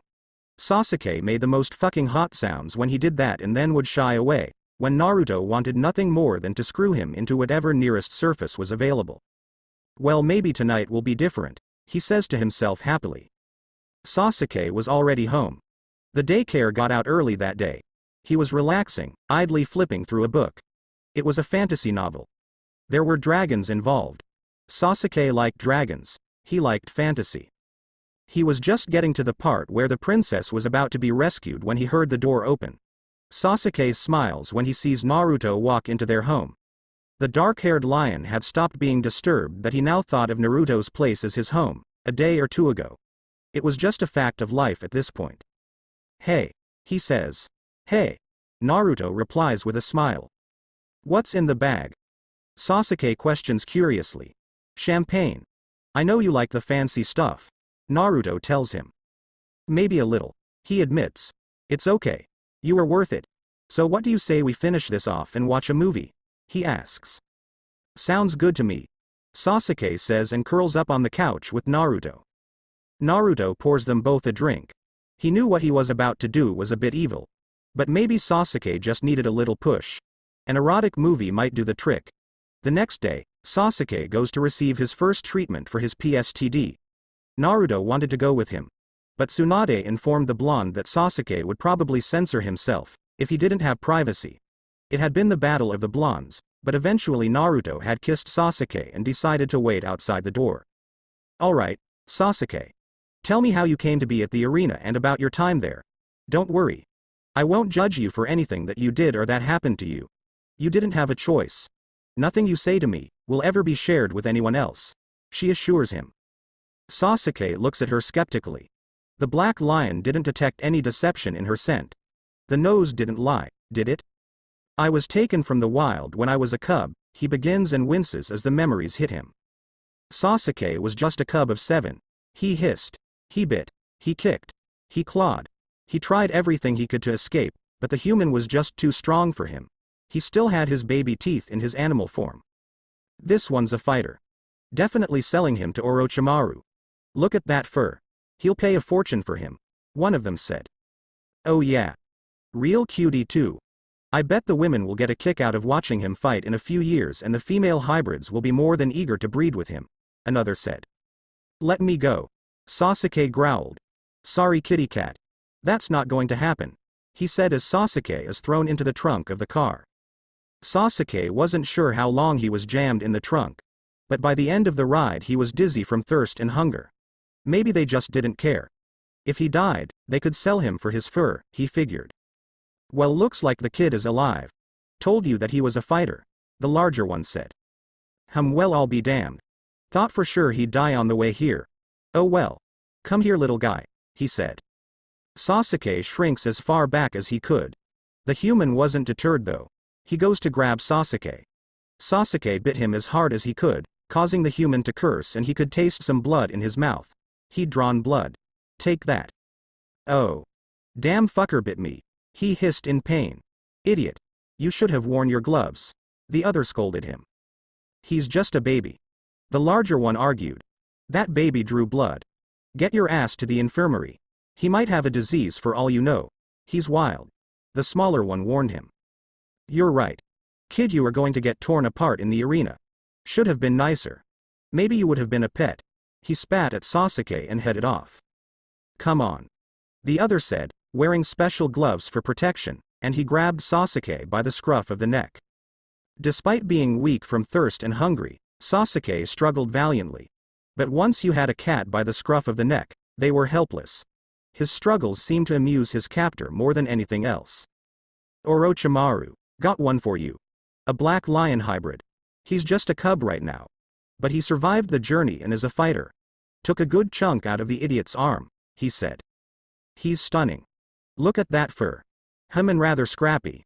How much you want for him? The snake-like man asked.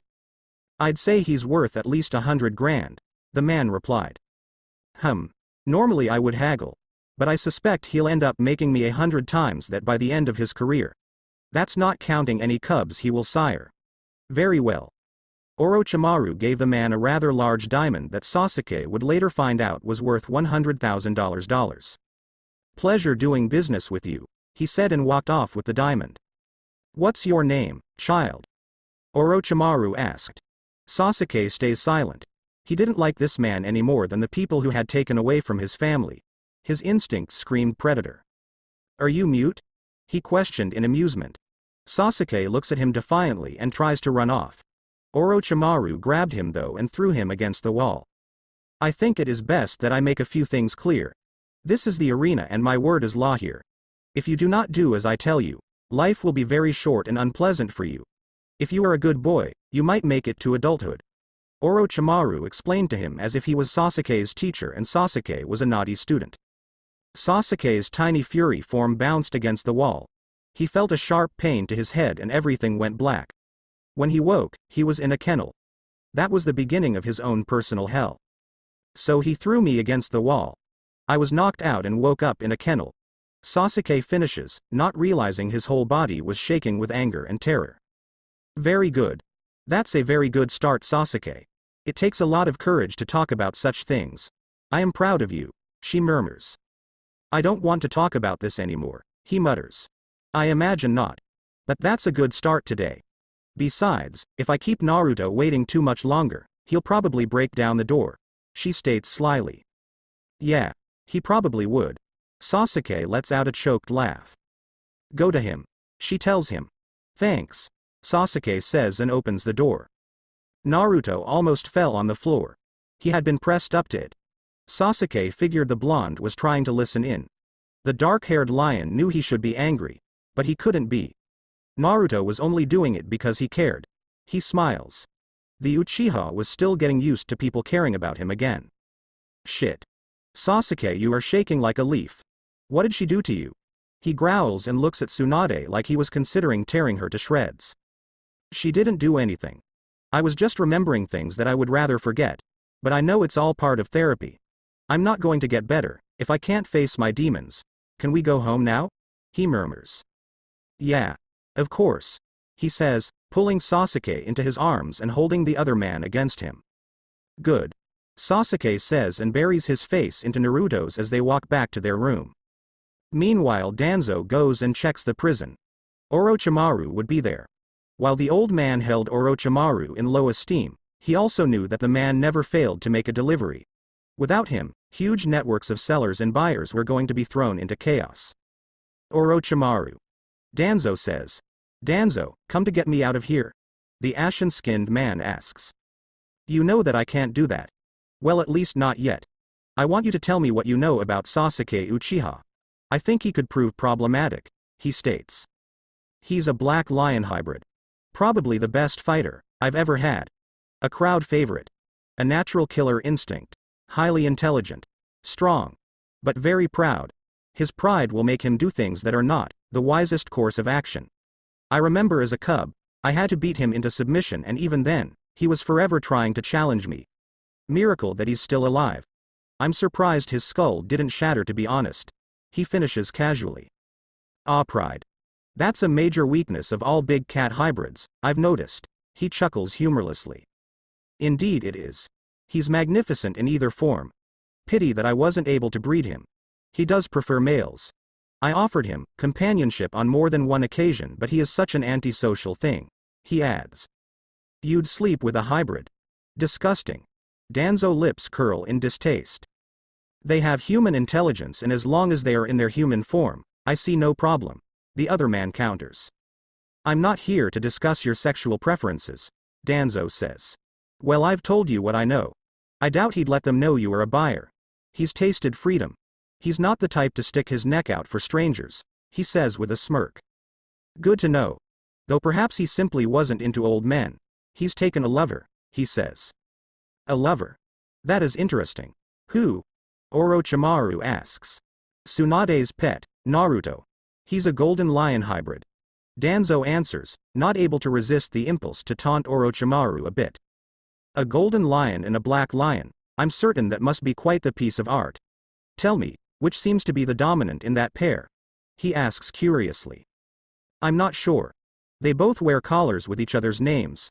Nor do I particularly care who tops when they mount each other, he says with a shrug. You never were any fun. Orochimaru says. You were always disgusting. Good night, Orochimaru. I will work on getting you out of here, if only to keep the black market from spiraling into chaos, he says and leaves. Meanwhile, Kisame watches as his mate paces. Something had clearly gotten under his normally very composed lover's fur. On one hand, he did enjoy the sight of Itachi's fine ass pacing back and forth. On the other, it meant he was distressed. He decides to just ask and see what was bothering him. Itachi, you are wearing a hole in the carpet. What's eating you? He asks.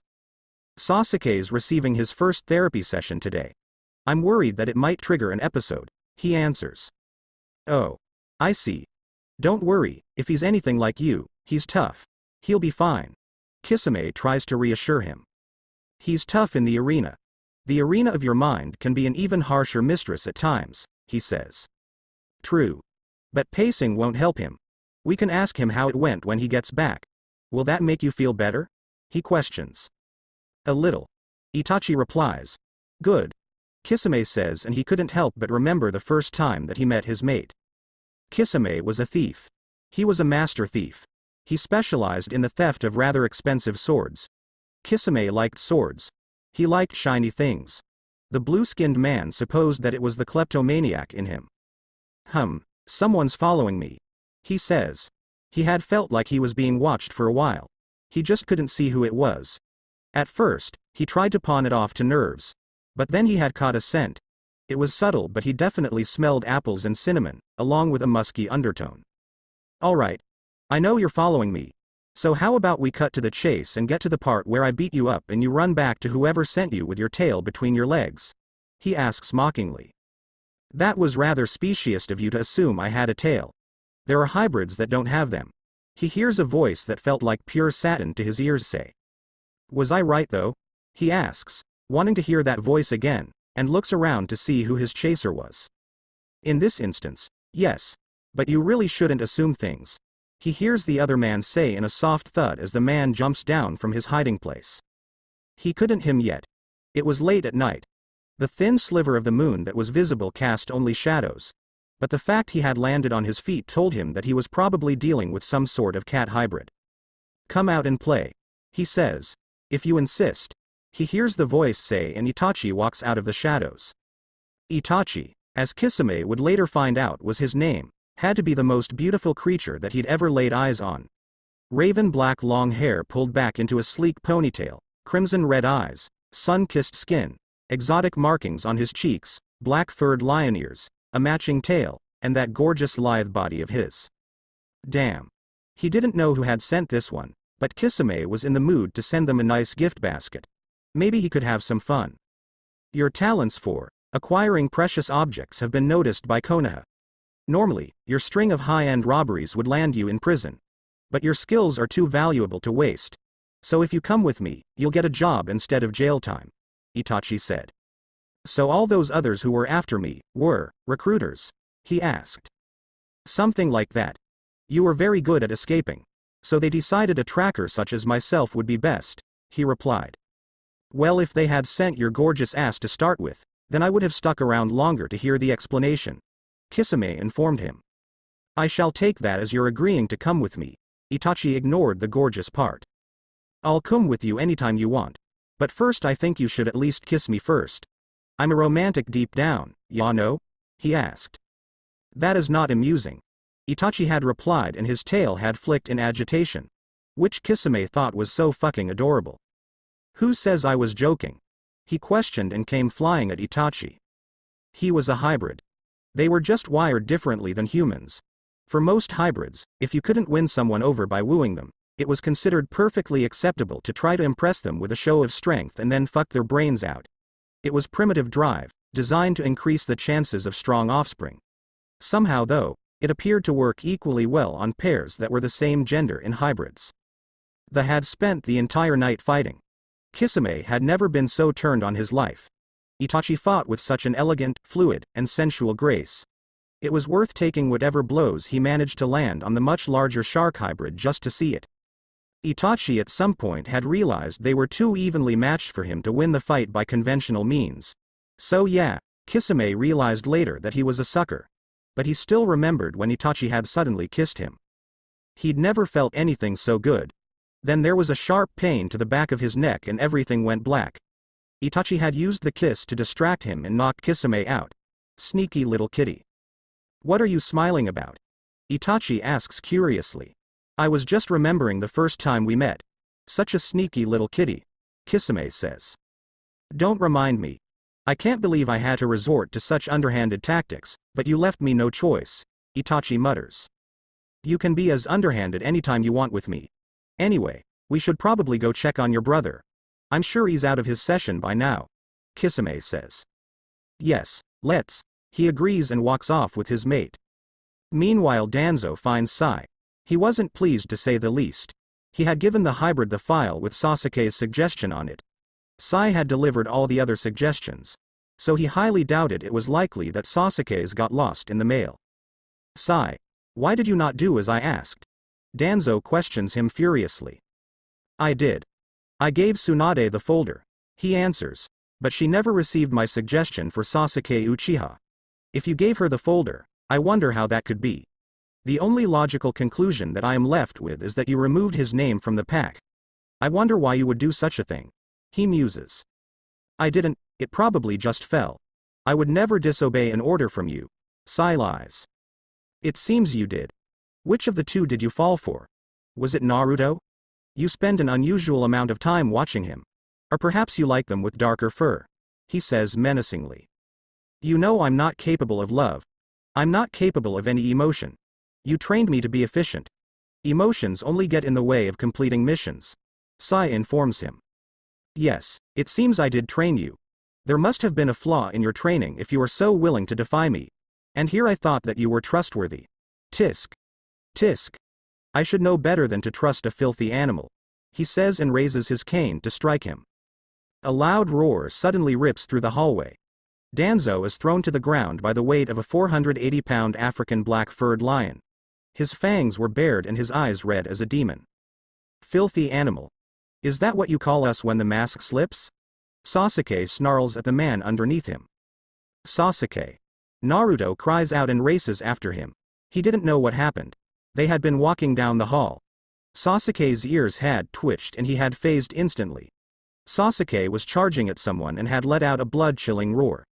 Now Sasuke had pinned someone underneath him and looked like he was about to tear the other man's head off. Thank you. Sai mutters in shock. You're welcome. Sasuke snarls his fangs ready to tear Danzo's throat out. Sasuke, stop. If you do it, you are as bad as him, Naruto says. He deserves it. Do you know how many lives this man has ruined? Sasuke growls. Sasuke. Naruto says warningly. He was going to attack the horse. Sasuke points out. Yes, you saved him. Come on. Let's go home. I could give you a nice belly rub. I know you like those.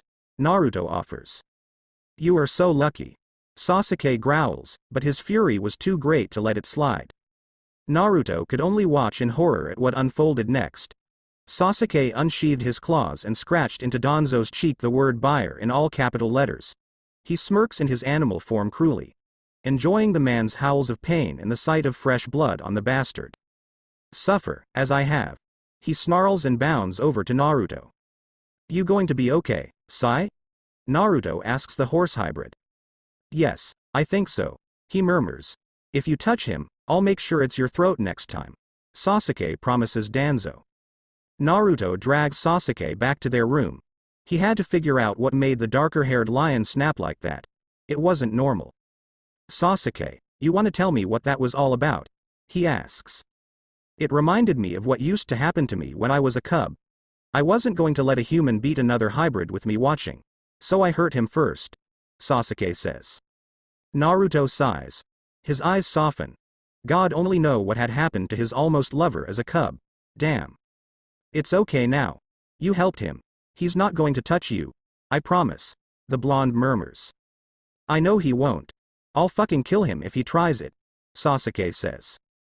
Was it just hitting? Naruto asks warily. Hitting, deprivation of all sorts, solitary confinement, medical experiments, the list goes on. The only thing that I never let the sick fucks do was touch me. If they tried that, I made sure they were sent to the emergency room before they got far. He admits. Shit. Sasuke. I knew you had to fight in the arena, but damn. I can't believe you went through all that. How are you still sane? The blonde asks. I stayed sane out of spite. I wasn't going to let them break me. Most hybrids went insane after a while. They tended to kamikaze in the ring or just stop eating. They got new hybrids all the time. So if someone ended up dying, they just replaced them easily enough. He answers. You're safe here. You know that, right?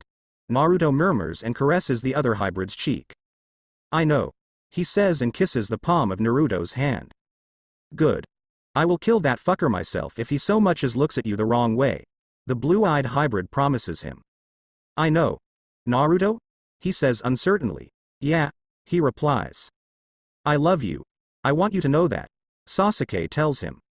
I love you too. So fucking much, but I don't want you to say that because you were scared. Naruto warns him. The two aren't mutually exclusive, Sasuke admits. Sasuke. He says warningly. Would you prefer I lie? The other lion asks. No, but I don't want you scared. I'll protect you, he promises. I'm not a damsel in distress. Sasuke states. I know. But you were in distress. God, I want to kill that asshole. I wish I had found you sooner. Naruto says and kisses his forehead. You found me. That's what matters. Sasuke says with a smile. Yeah, and I'm never letting go. He says. Good. I don't want you to. Sasuke admits. Good, because that definitely wasn't negotiable. Come on. Your fine ass needs to get some sleep. He says and lays on the bed, pulling Sasuke against him. Yeah. He says with a sigh and snuggles into him. Naruto watches as Sasuke closes his eyes. Eventually the other man's breathing evens out. The blonde knew that he was asleep. Naruto sighs. Damn. He hated what his soon-to-be mate had been through. He couldn't do anything about it either. I can't wait to watch Danzo explain his new tattoo, he smirks to himself.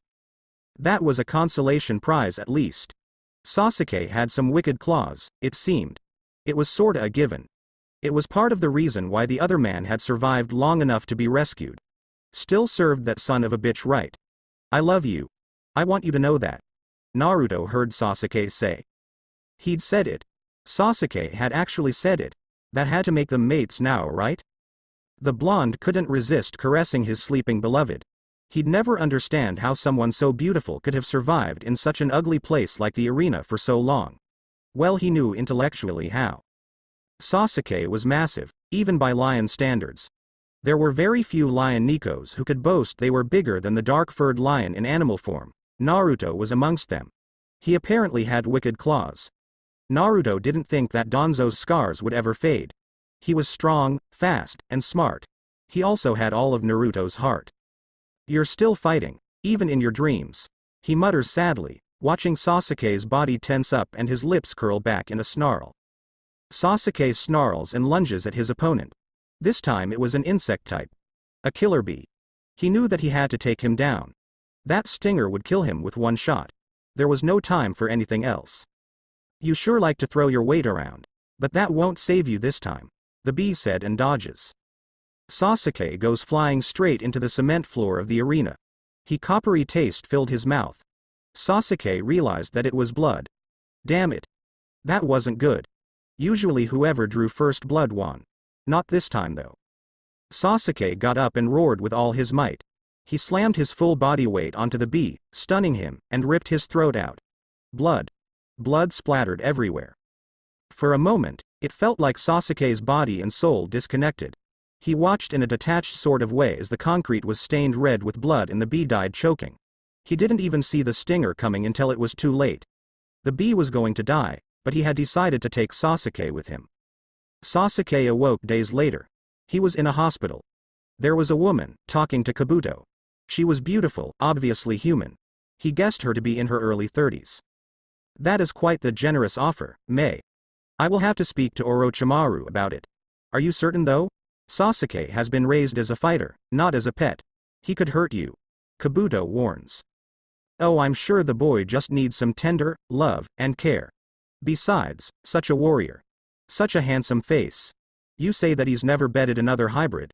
Perhaps he just prefers humans, she suggests. Actually, we are almost certain that he prefers men, Kabuto says. Nonsense. She replies. Sasuke felt like screaming. He felt like throwing up. There was no way he was going to be someone's sex toy. That was even worse than being in the arena. He'd rather die than be someone's love slave. Somehow he convinced Orochimaru to keep him. He never thought he'd fight to stay there. But it was better. At least in the arena he could die with dignity. No. He wakes with a snarl. Sasuke, calm down. You were just dreaming, Naruto says. It wasn't a dream. It was a memory, he mutters. Do you want to talk about it? The blonde asks softly, stroking his face. No, Sasuke says and shakes his head. That's alright. If you ever do, I'm here. I'll always be here, he says and kisses Sasuke's forehead. Naruto tilts his head. Suddenly, Sasuke's eyes were aglow with determination instead of filled with fear. The dark-haired lion had made some sort of decision. Probably an important one. Sasuke, what is it? The blue-eyed hybrid asks and then finds himself laying on his back. I want it to be you, he declares and kisses the blonde heatedly. Naruto had never seen Sasuke like this before. So aggressive. He felt a white-hot wave of lust hit him hard as he kissed back. There was no doubt in his mind what Sasuke meant by that. You sure? He asks, breaking the kiss, and Sasuke nods. Naruto, are you a lion or mouse hybrid? Are you going to lay there all night asking dumb questions, or are you going to fuck me? Sasuke demands to know in a cocky voice. Fuck. You have a mouth on you. Don't call it that. It's more than just that to me, and I know it is to you. He murmurs as he captures Sasuke's lips in a bruising kiss to punish Sasuke for his dirty mouth. Warning lemon. Sasuke groans into the kiss and wraps his legs around Naruto tightly. The blonde let out a dark purr of approval when their lower halves brushed against each other.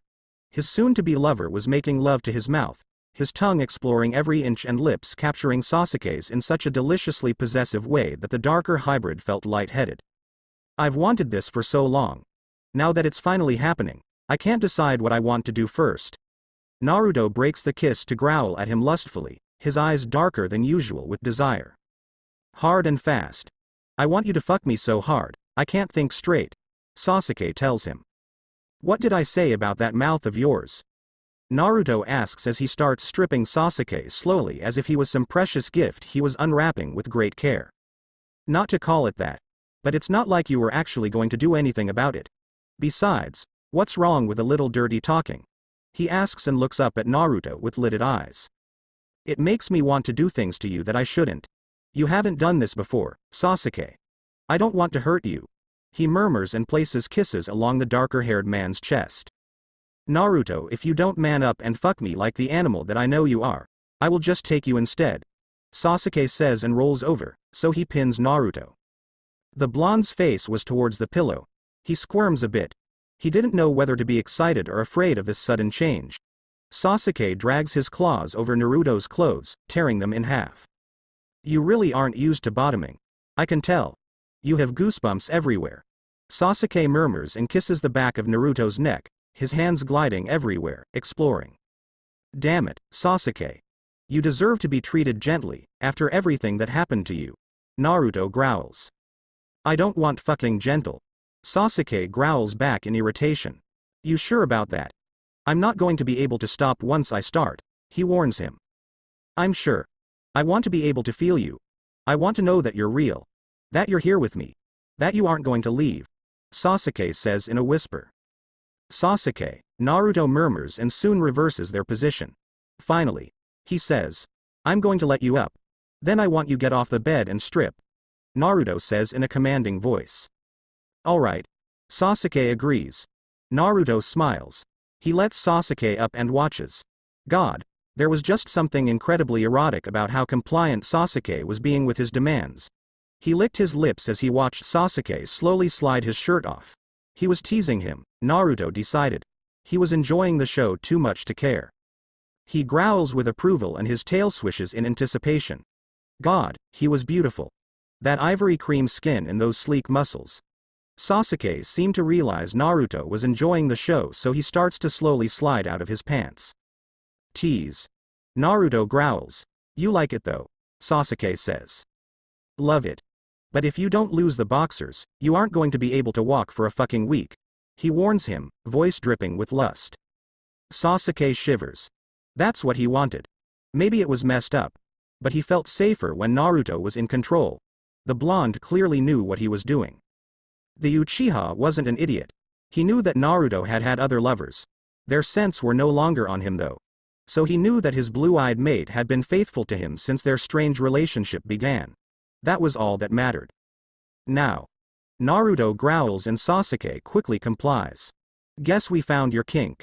Naruto murmurs, walking over to Sasuke, and standing behind him. My kink? He asks. Yeah. Something that turns you on. You like being bossed around.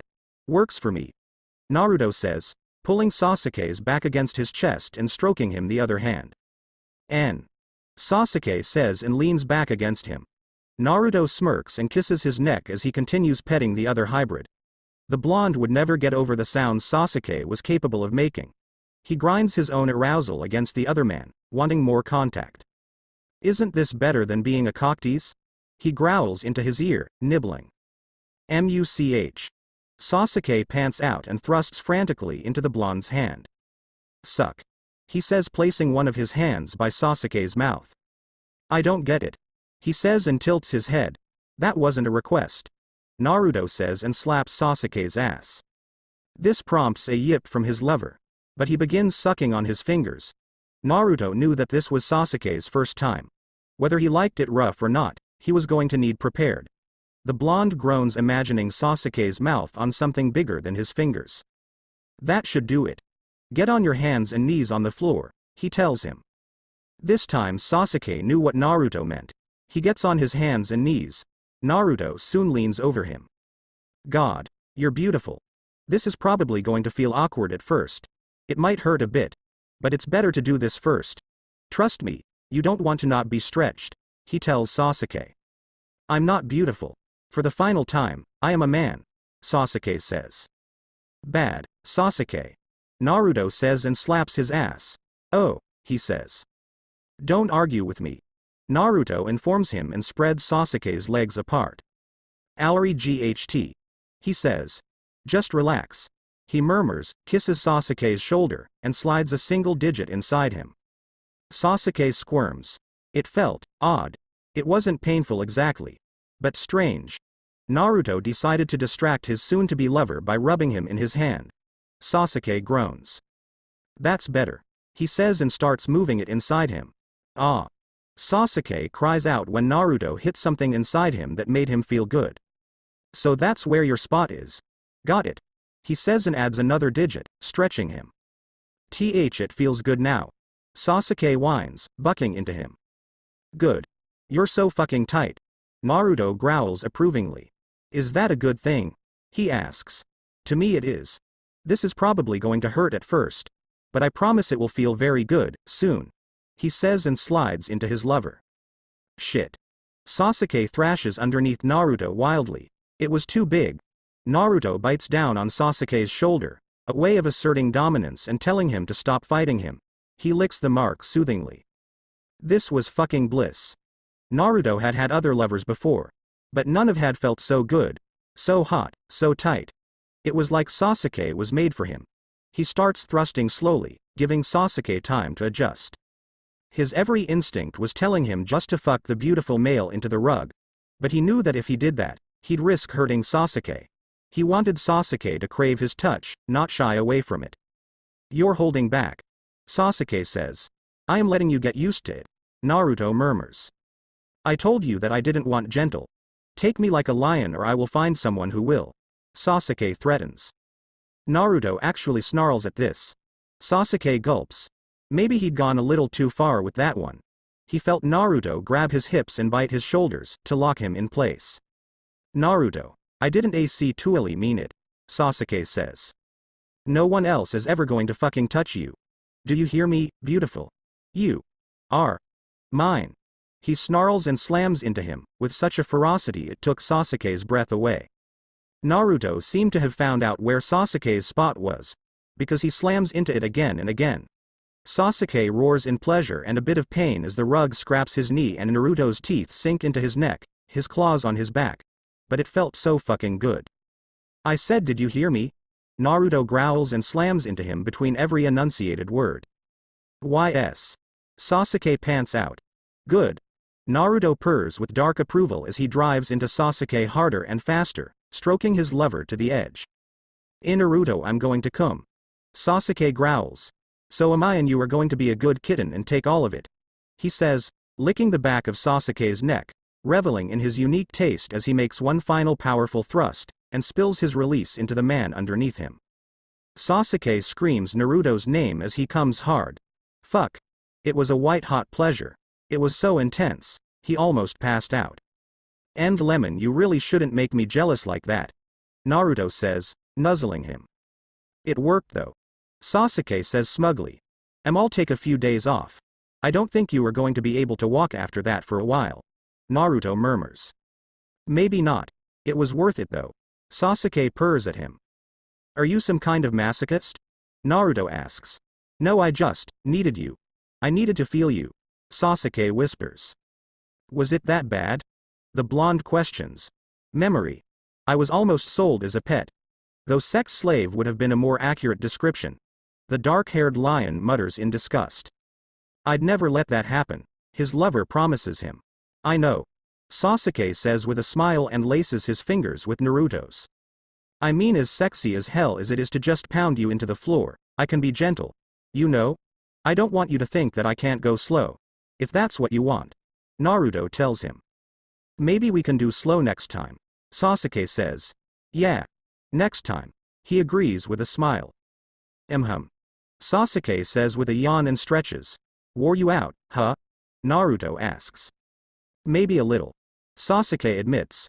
Let's get that sexy ass of yours into bed. Naruto says, scooping up Sasuke in his arms, laying down on the bed, and pulling Sasuke flush against him. Meanwhile, Danzo was in the infirmary. Damn him. Fuck. He'd been branded. He'd have to wear a headband or something to cover up Sasuke's claw marks. He should have had that cat skinned alive while he was under the influence of the tranquilizer darts. Now, Naruto knew. Which meant he was going to tell Tsunade. He'd have to come up with a defense. He could try to claim that Sasuke had simply mistaken him for someone else. The boy's mind was fragile with his PTSD after all. He might be able to get away with it. Boss, Orochimaru wants to speak with you about something. He says it's urgent. One of his loyal minions says. Of course. Danzo says and heads to Orochimaru's cell. What is it? He demands. They've set my trial for next week. Why are you wearing a headband? Orochimaru asks and raises an eyebrow at the unusual fashion choice for the elderly man. Sasuke decided to carve the word buyer into my head with his claws. I had to hide it somehow. He replies in a huff. The kitten has gotten quite feisty. That's not something you are going to be able to cover up indefinitely. What will you do? The Sannin asks. I will try to play it off to a case of mistaken identity. He suffers from PTSD. I might be able to paint him as merely being a victim of a fragile mind and perhaps some plastic surgery, he says. No one is going to want to operate on a man your age, the darker-haired man points out. Oh, they will. You merely have to pay them enough and that will overcome any of their concerns, he replies. Good point. Can you get me out of here? Orochimaru pleads. I'm sorry. I am going to have enough trouble covering my own tracks. I can't save both of our asses. It was interesting knowing you. But I'm afraid you have become a liability. Nothing personal. Danzo says as he walks away. Wait, you can't just leave me here, he rages. I can and I will. Danzo states and walks out of the room. Meanwhile, Kisame was in Danzo's office. He sacked the place and stole all his papers. Itachi would be able to sort through this shit. Kisame was a thief, not a detective. There's my pretty kitty. Kisame says with a smile when he finds his lover. I thought we discussed that reprehensible nickname, Itachi says, raising an eyebrow. Oh, I think you'll get over it when you see what I got you, Kisame says. What did you get? Itachi questions him. All of Danzo's papers, he says smugly. Kisame, you are a genius, Itachi says and he starts looking through them. Anything in there that you can use? He asks hopefully. He coded it well. But I can crack it. This is brilliant.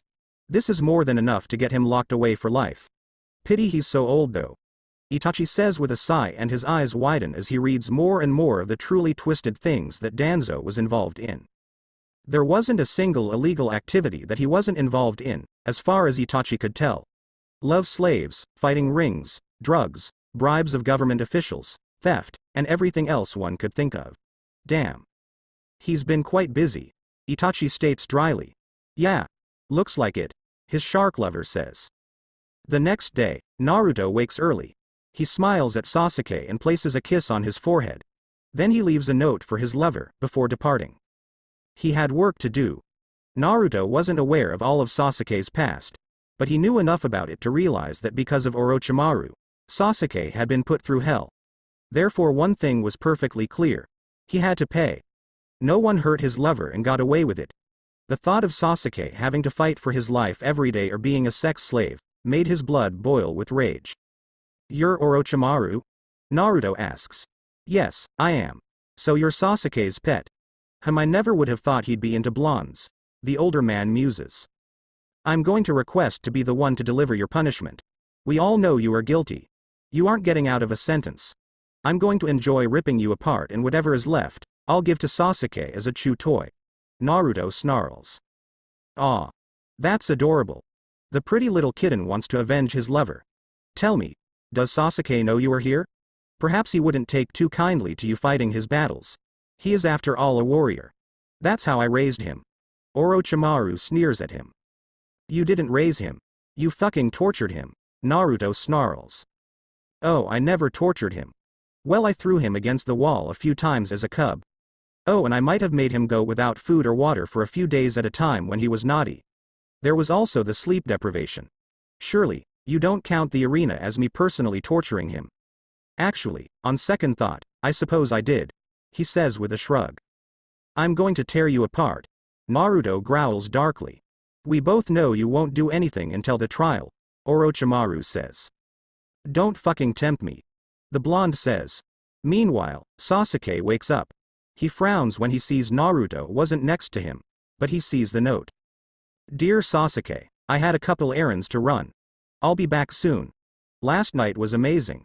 I love you. Yours always, Naruto." He smiles and holds the note to his chest. Then he winces.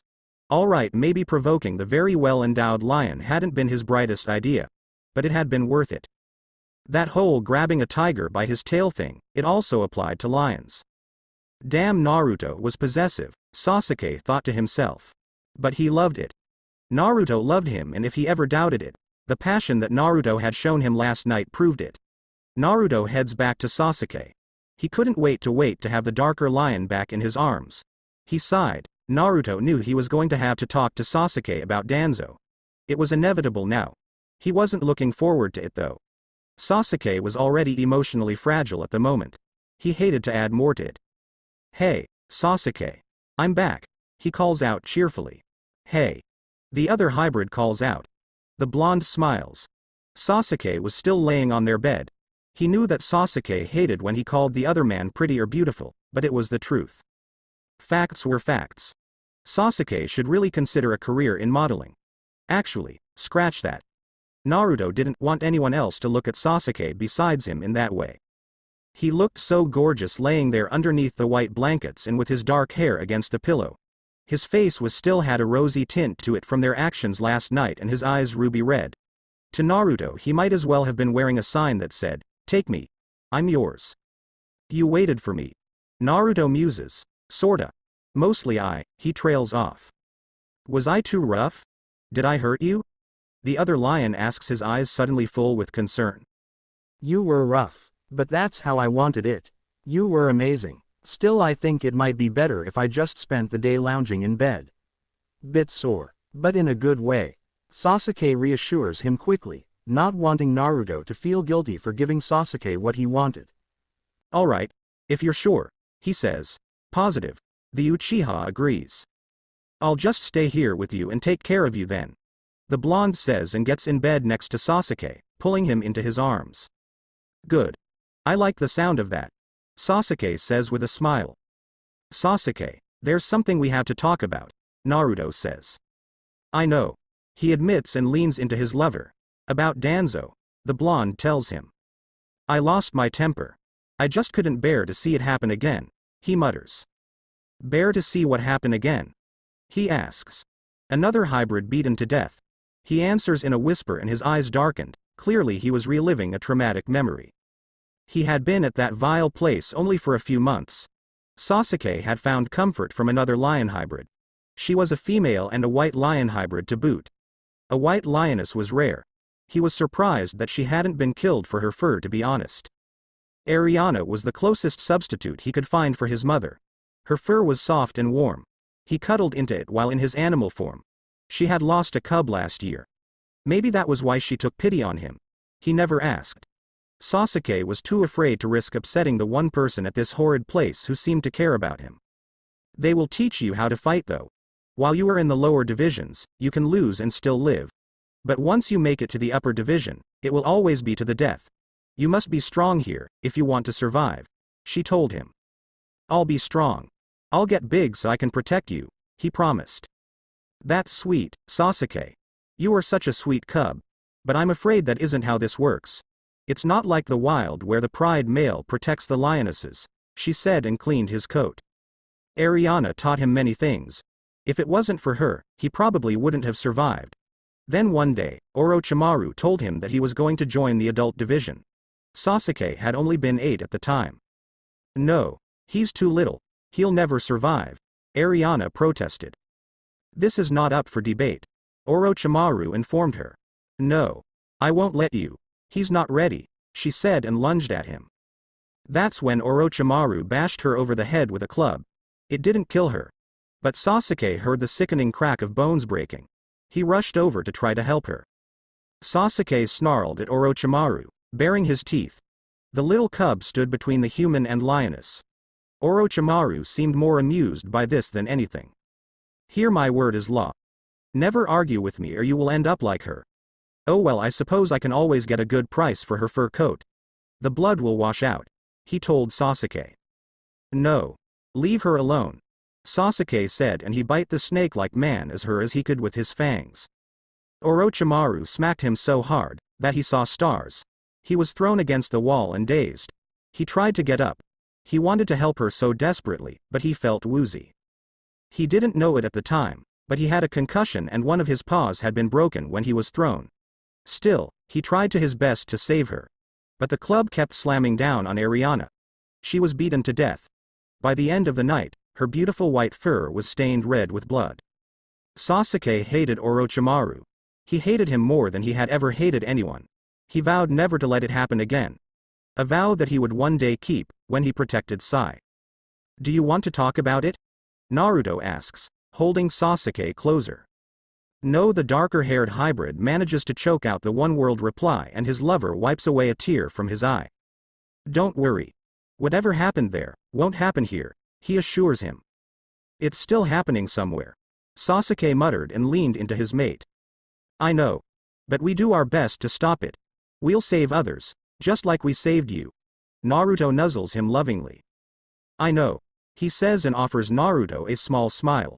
Meanwhile, Itachi and Kisame were heading to Tsunade's office, with the documents. Kisame was far from subtle. If Itachi knew his mate, he had probably trashed Danzo's office. The buyer would realize what had happened the moment he set foot in his office. This meant that time was of the essence. Of course, Kisame was Kisame. He had what Itachi considered to be a wall fetish. The shark hybrid loved to shove him against walls and steal kisses. And sometimes far more than that. Normally this was a kink that the lion hybrid was more than happy to indulge. But they had to get moving. Honestly, for a shark hybrid, Kisame sure liked to screw like bunnies a lot. Kisame, first we show Tsunade these documents. Then I will make sure to satisfy you, he murmurs. Sorry, there's just something about your tail swishing when you walk ahead of me and you against a wall, the blue skin man admits. We all have our triggers. Come, my love, he says and heads to Tsunade's office with his mate. Kisame, Itachi, what are you doing here? Tsunade asks when Kisame rudely kicks in the door. My apologies, but you must see this, he says and hands her the papers, waiting to see her reaction.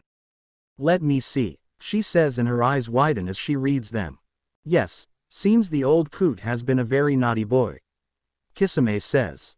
It does seem that way. The busty blonde agrees. Can you get him convicted? Itachi asks. Yes, with this I certainly can. You should tell your brother the good news. I am certain he will be most pleased to hear it, she says. We will. Itachi promises as they leave. It didn't take long for the news to spread like wildfire. Danzo and Orochimaru were going on trial. The courtroom was overflowing with people who had come to see it. Orochimaru, you stand accused of running an illegal hybrid fighting ring. Various crimes committed while you ran it include the buying and selling of hybrids, beating them, starving them, and forced breeding. How do you plead? Jiraiya asks him. I'm innocent. This is all the result of a misunderstanding, he says. Very well. Orochimaru wants to contest his innocence. A lawyer has been provided for him. Danzo, you have been accused of the buying and selling of hybrids, attempted assault against Sai, involvement in the sex trade, gambling, protection rackets, and the selling of drugs. How do you plead? The white-haired man asks. Guilty. But my business ventures helped to fund this enterprise. Without me, this would have been little more than an SPCA for large animals, he states. Danzo rolls his eyes. Really, they were so ungrateful. Without him Konoha would be nothing. But they were fools. They couldn't see that. How blind and stupid could they possibly be? Snarls and howls of outrage are heard. The hybrids were not happy to hear that. They also realized that Danzo had been selling and buying their kin for what seemed to be a long time. They weren't going to let him get away with this. Quiet. I will have order in the court. Well, since you plead guilty, normally I'd say lock you up and throw away the key. However, given your advanced age, Jiraiya begins to say. You can't possibly be thinking of letting him get away with all this because he's old. There were roars of protests. I was not finished. I was going to say that the punishment should fit the crime. As it was Sai that he tried to assault, I believe it is only fitting that Sai can carry out his death sentence. The older man states. Cheers erupt. The hybrids were certainly happy to hear that. Danzo tries to bolt. He wasn't going to die. He certainly wasn't going to be killed by some filthy animal. Bang. Bang. Bang. 3 shots rang out. Sai had taken out a gun and fired them off. Jiraiya had given him permission after all. Why wait? The bastard could rot in hell where he belonged.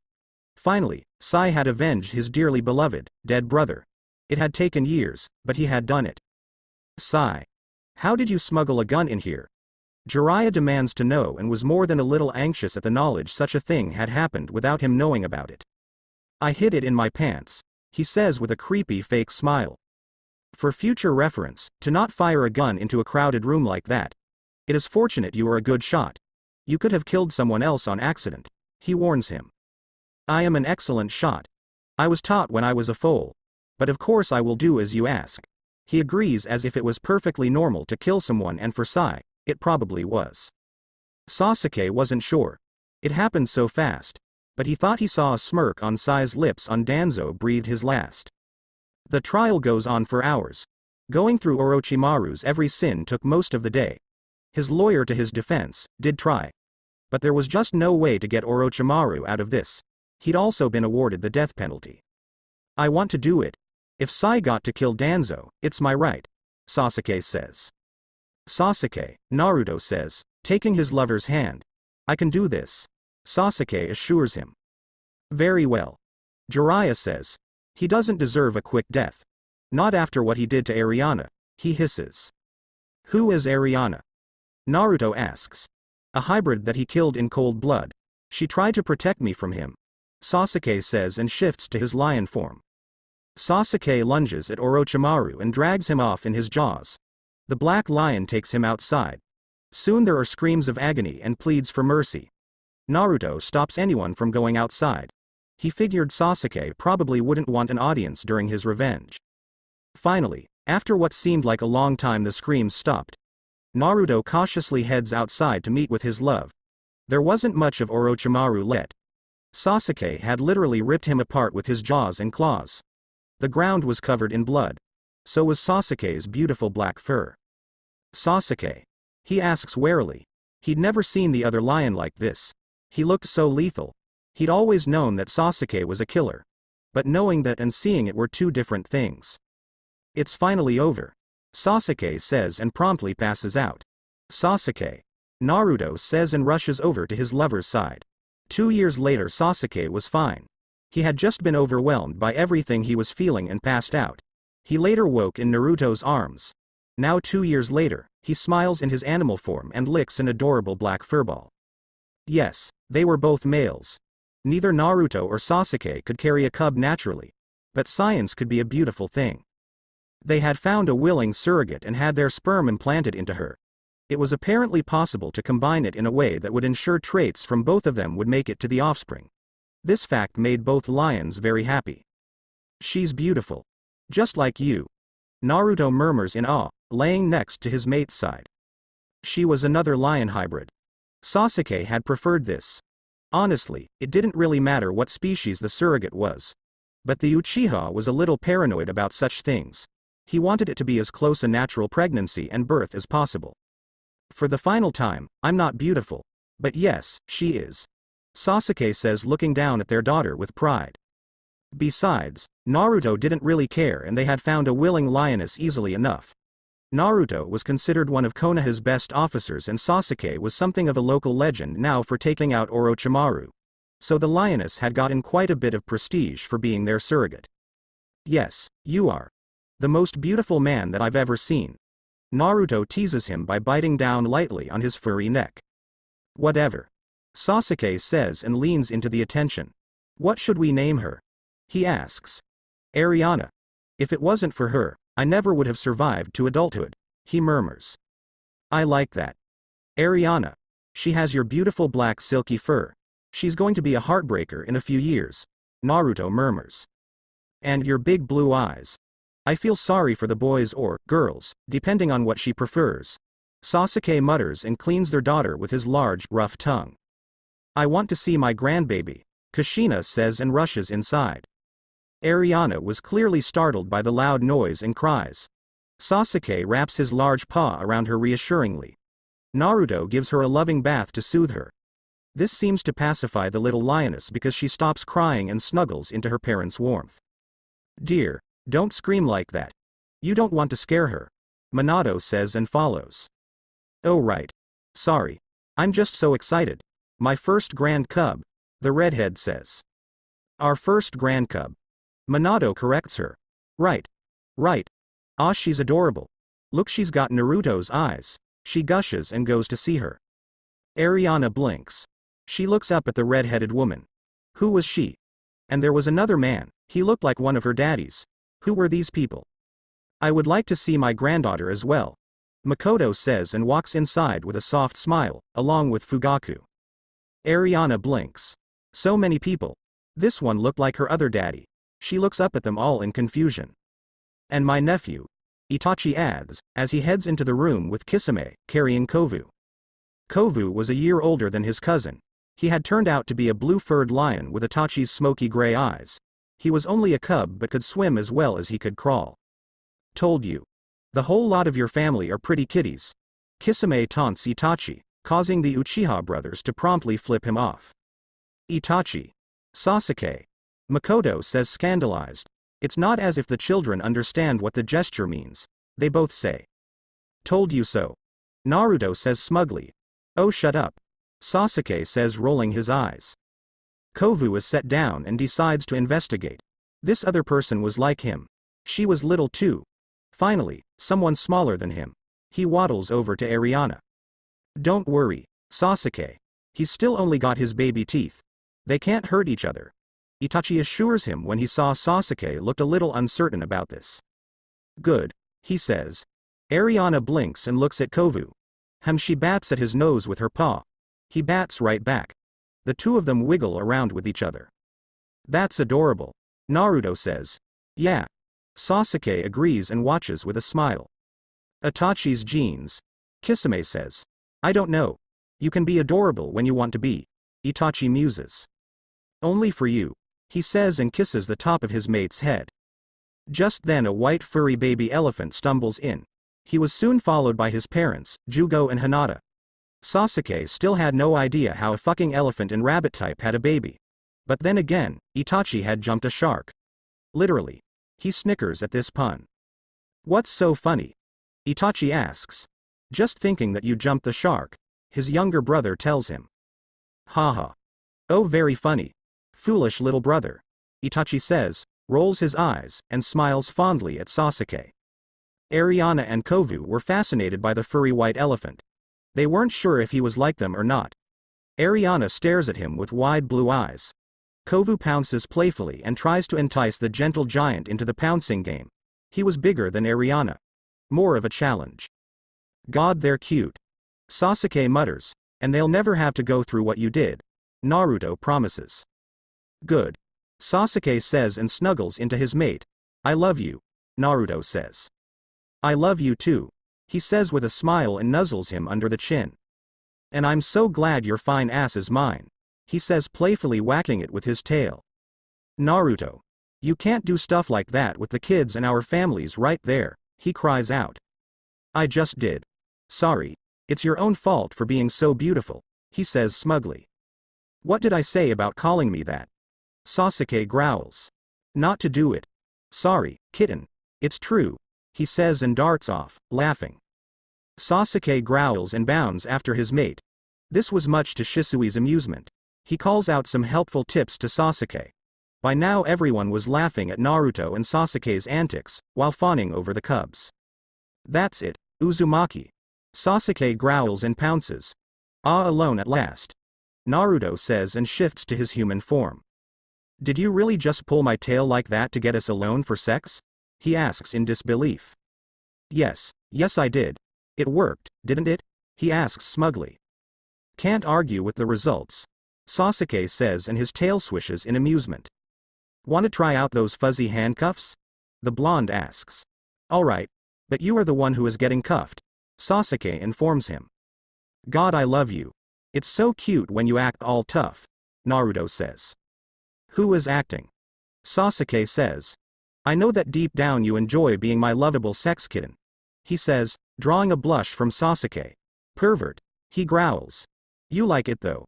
Naruto says with a big smile and gets out the cuffs. That's true. Sasuke admits. And you're mine now and forever. The blonde says. Always, and you were mine. Sasuke says, silencing his cheeky lover with a passionate kiss before they spent the rest of the night in each other's arms. Thanks.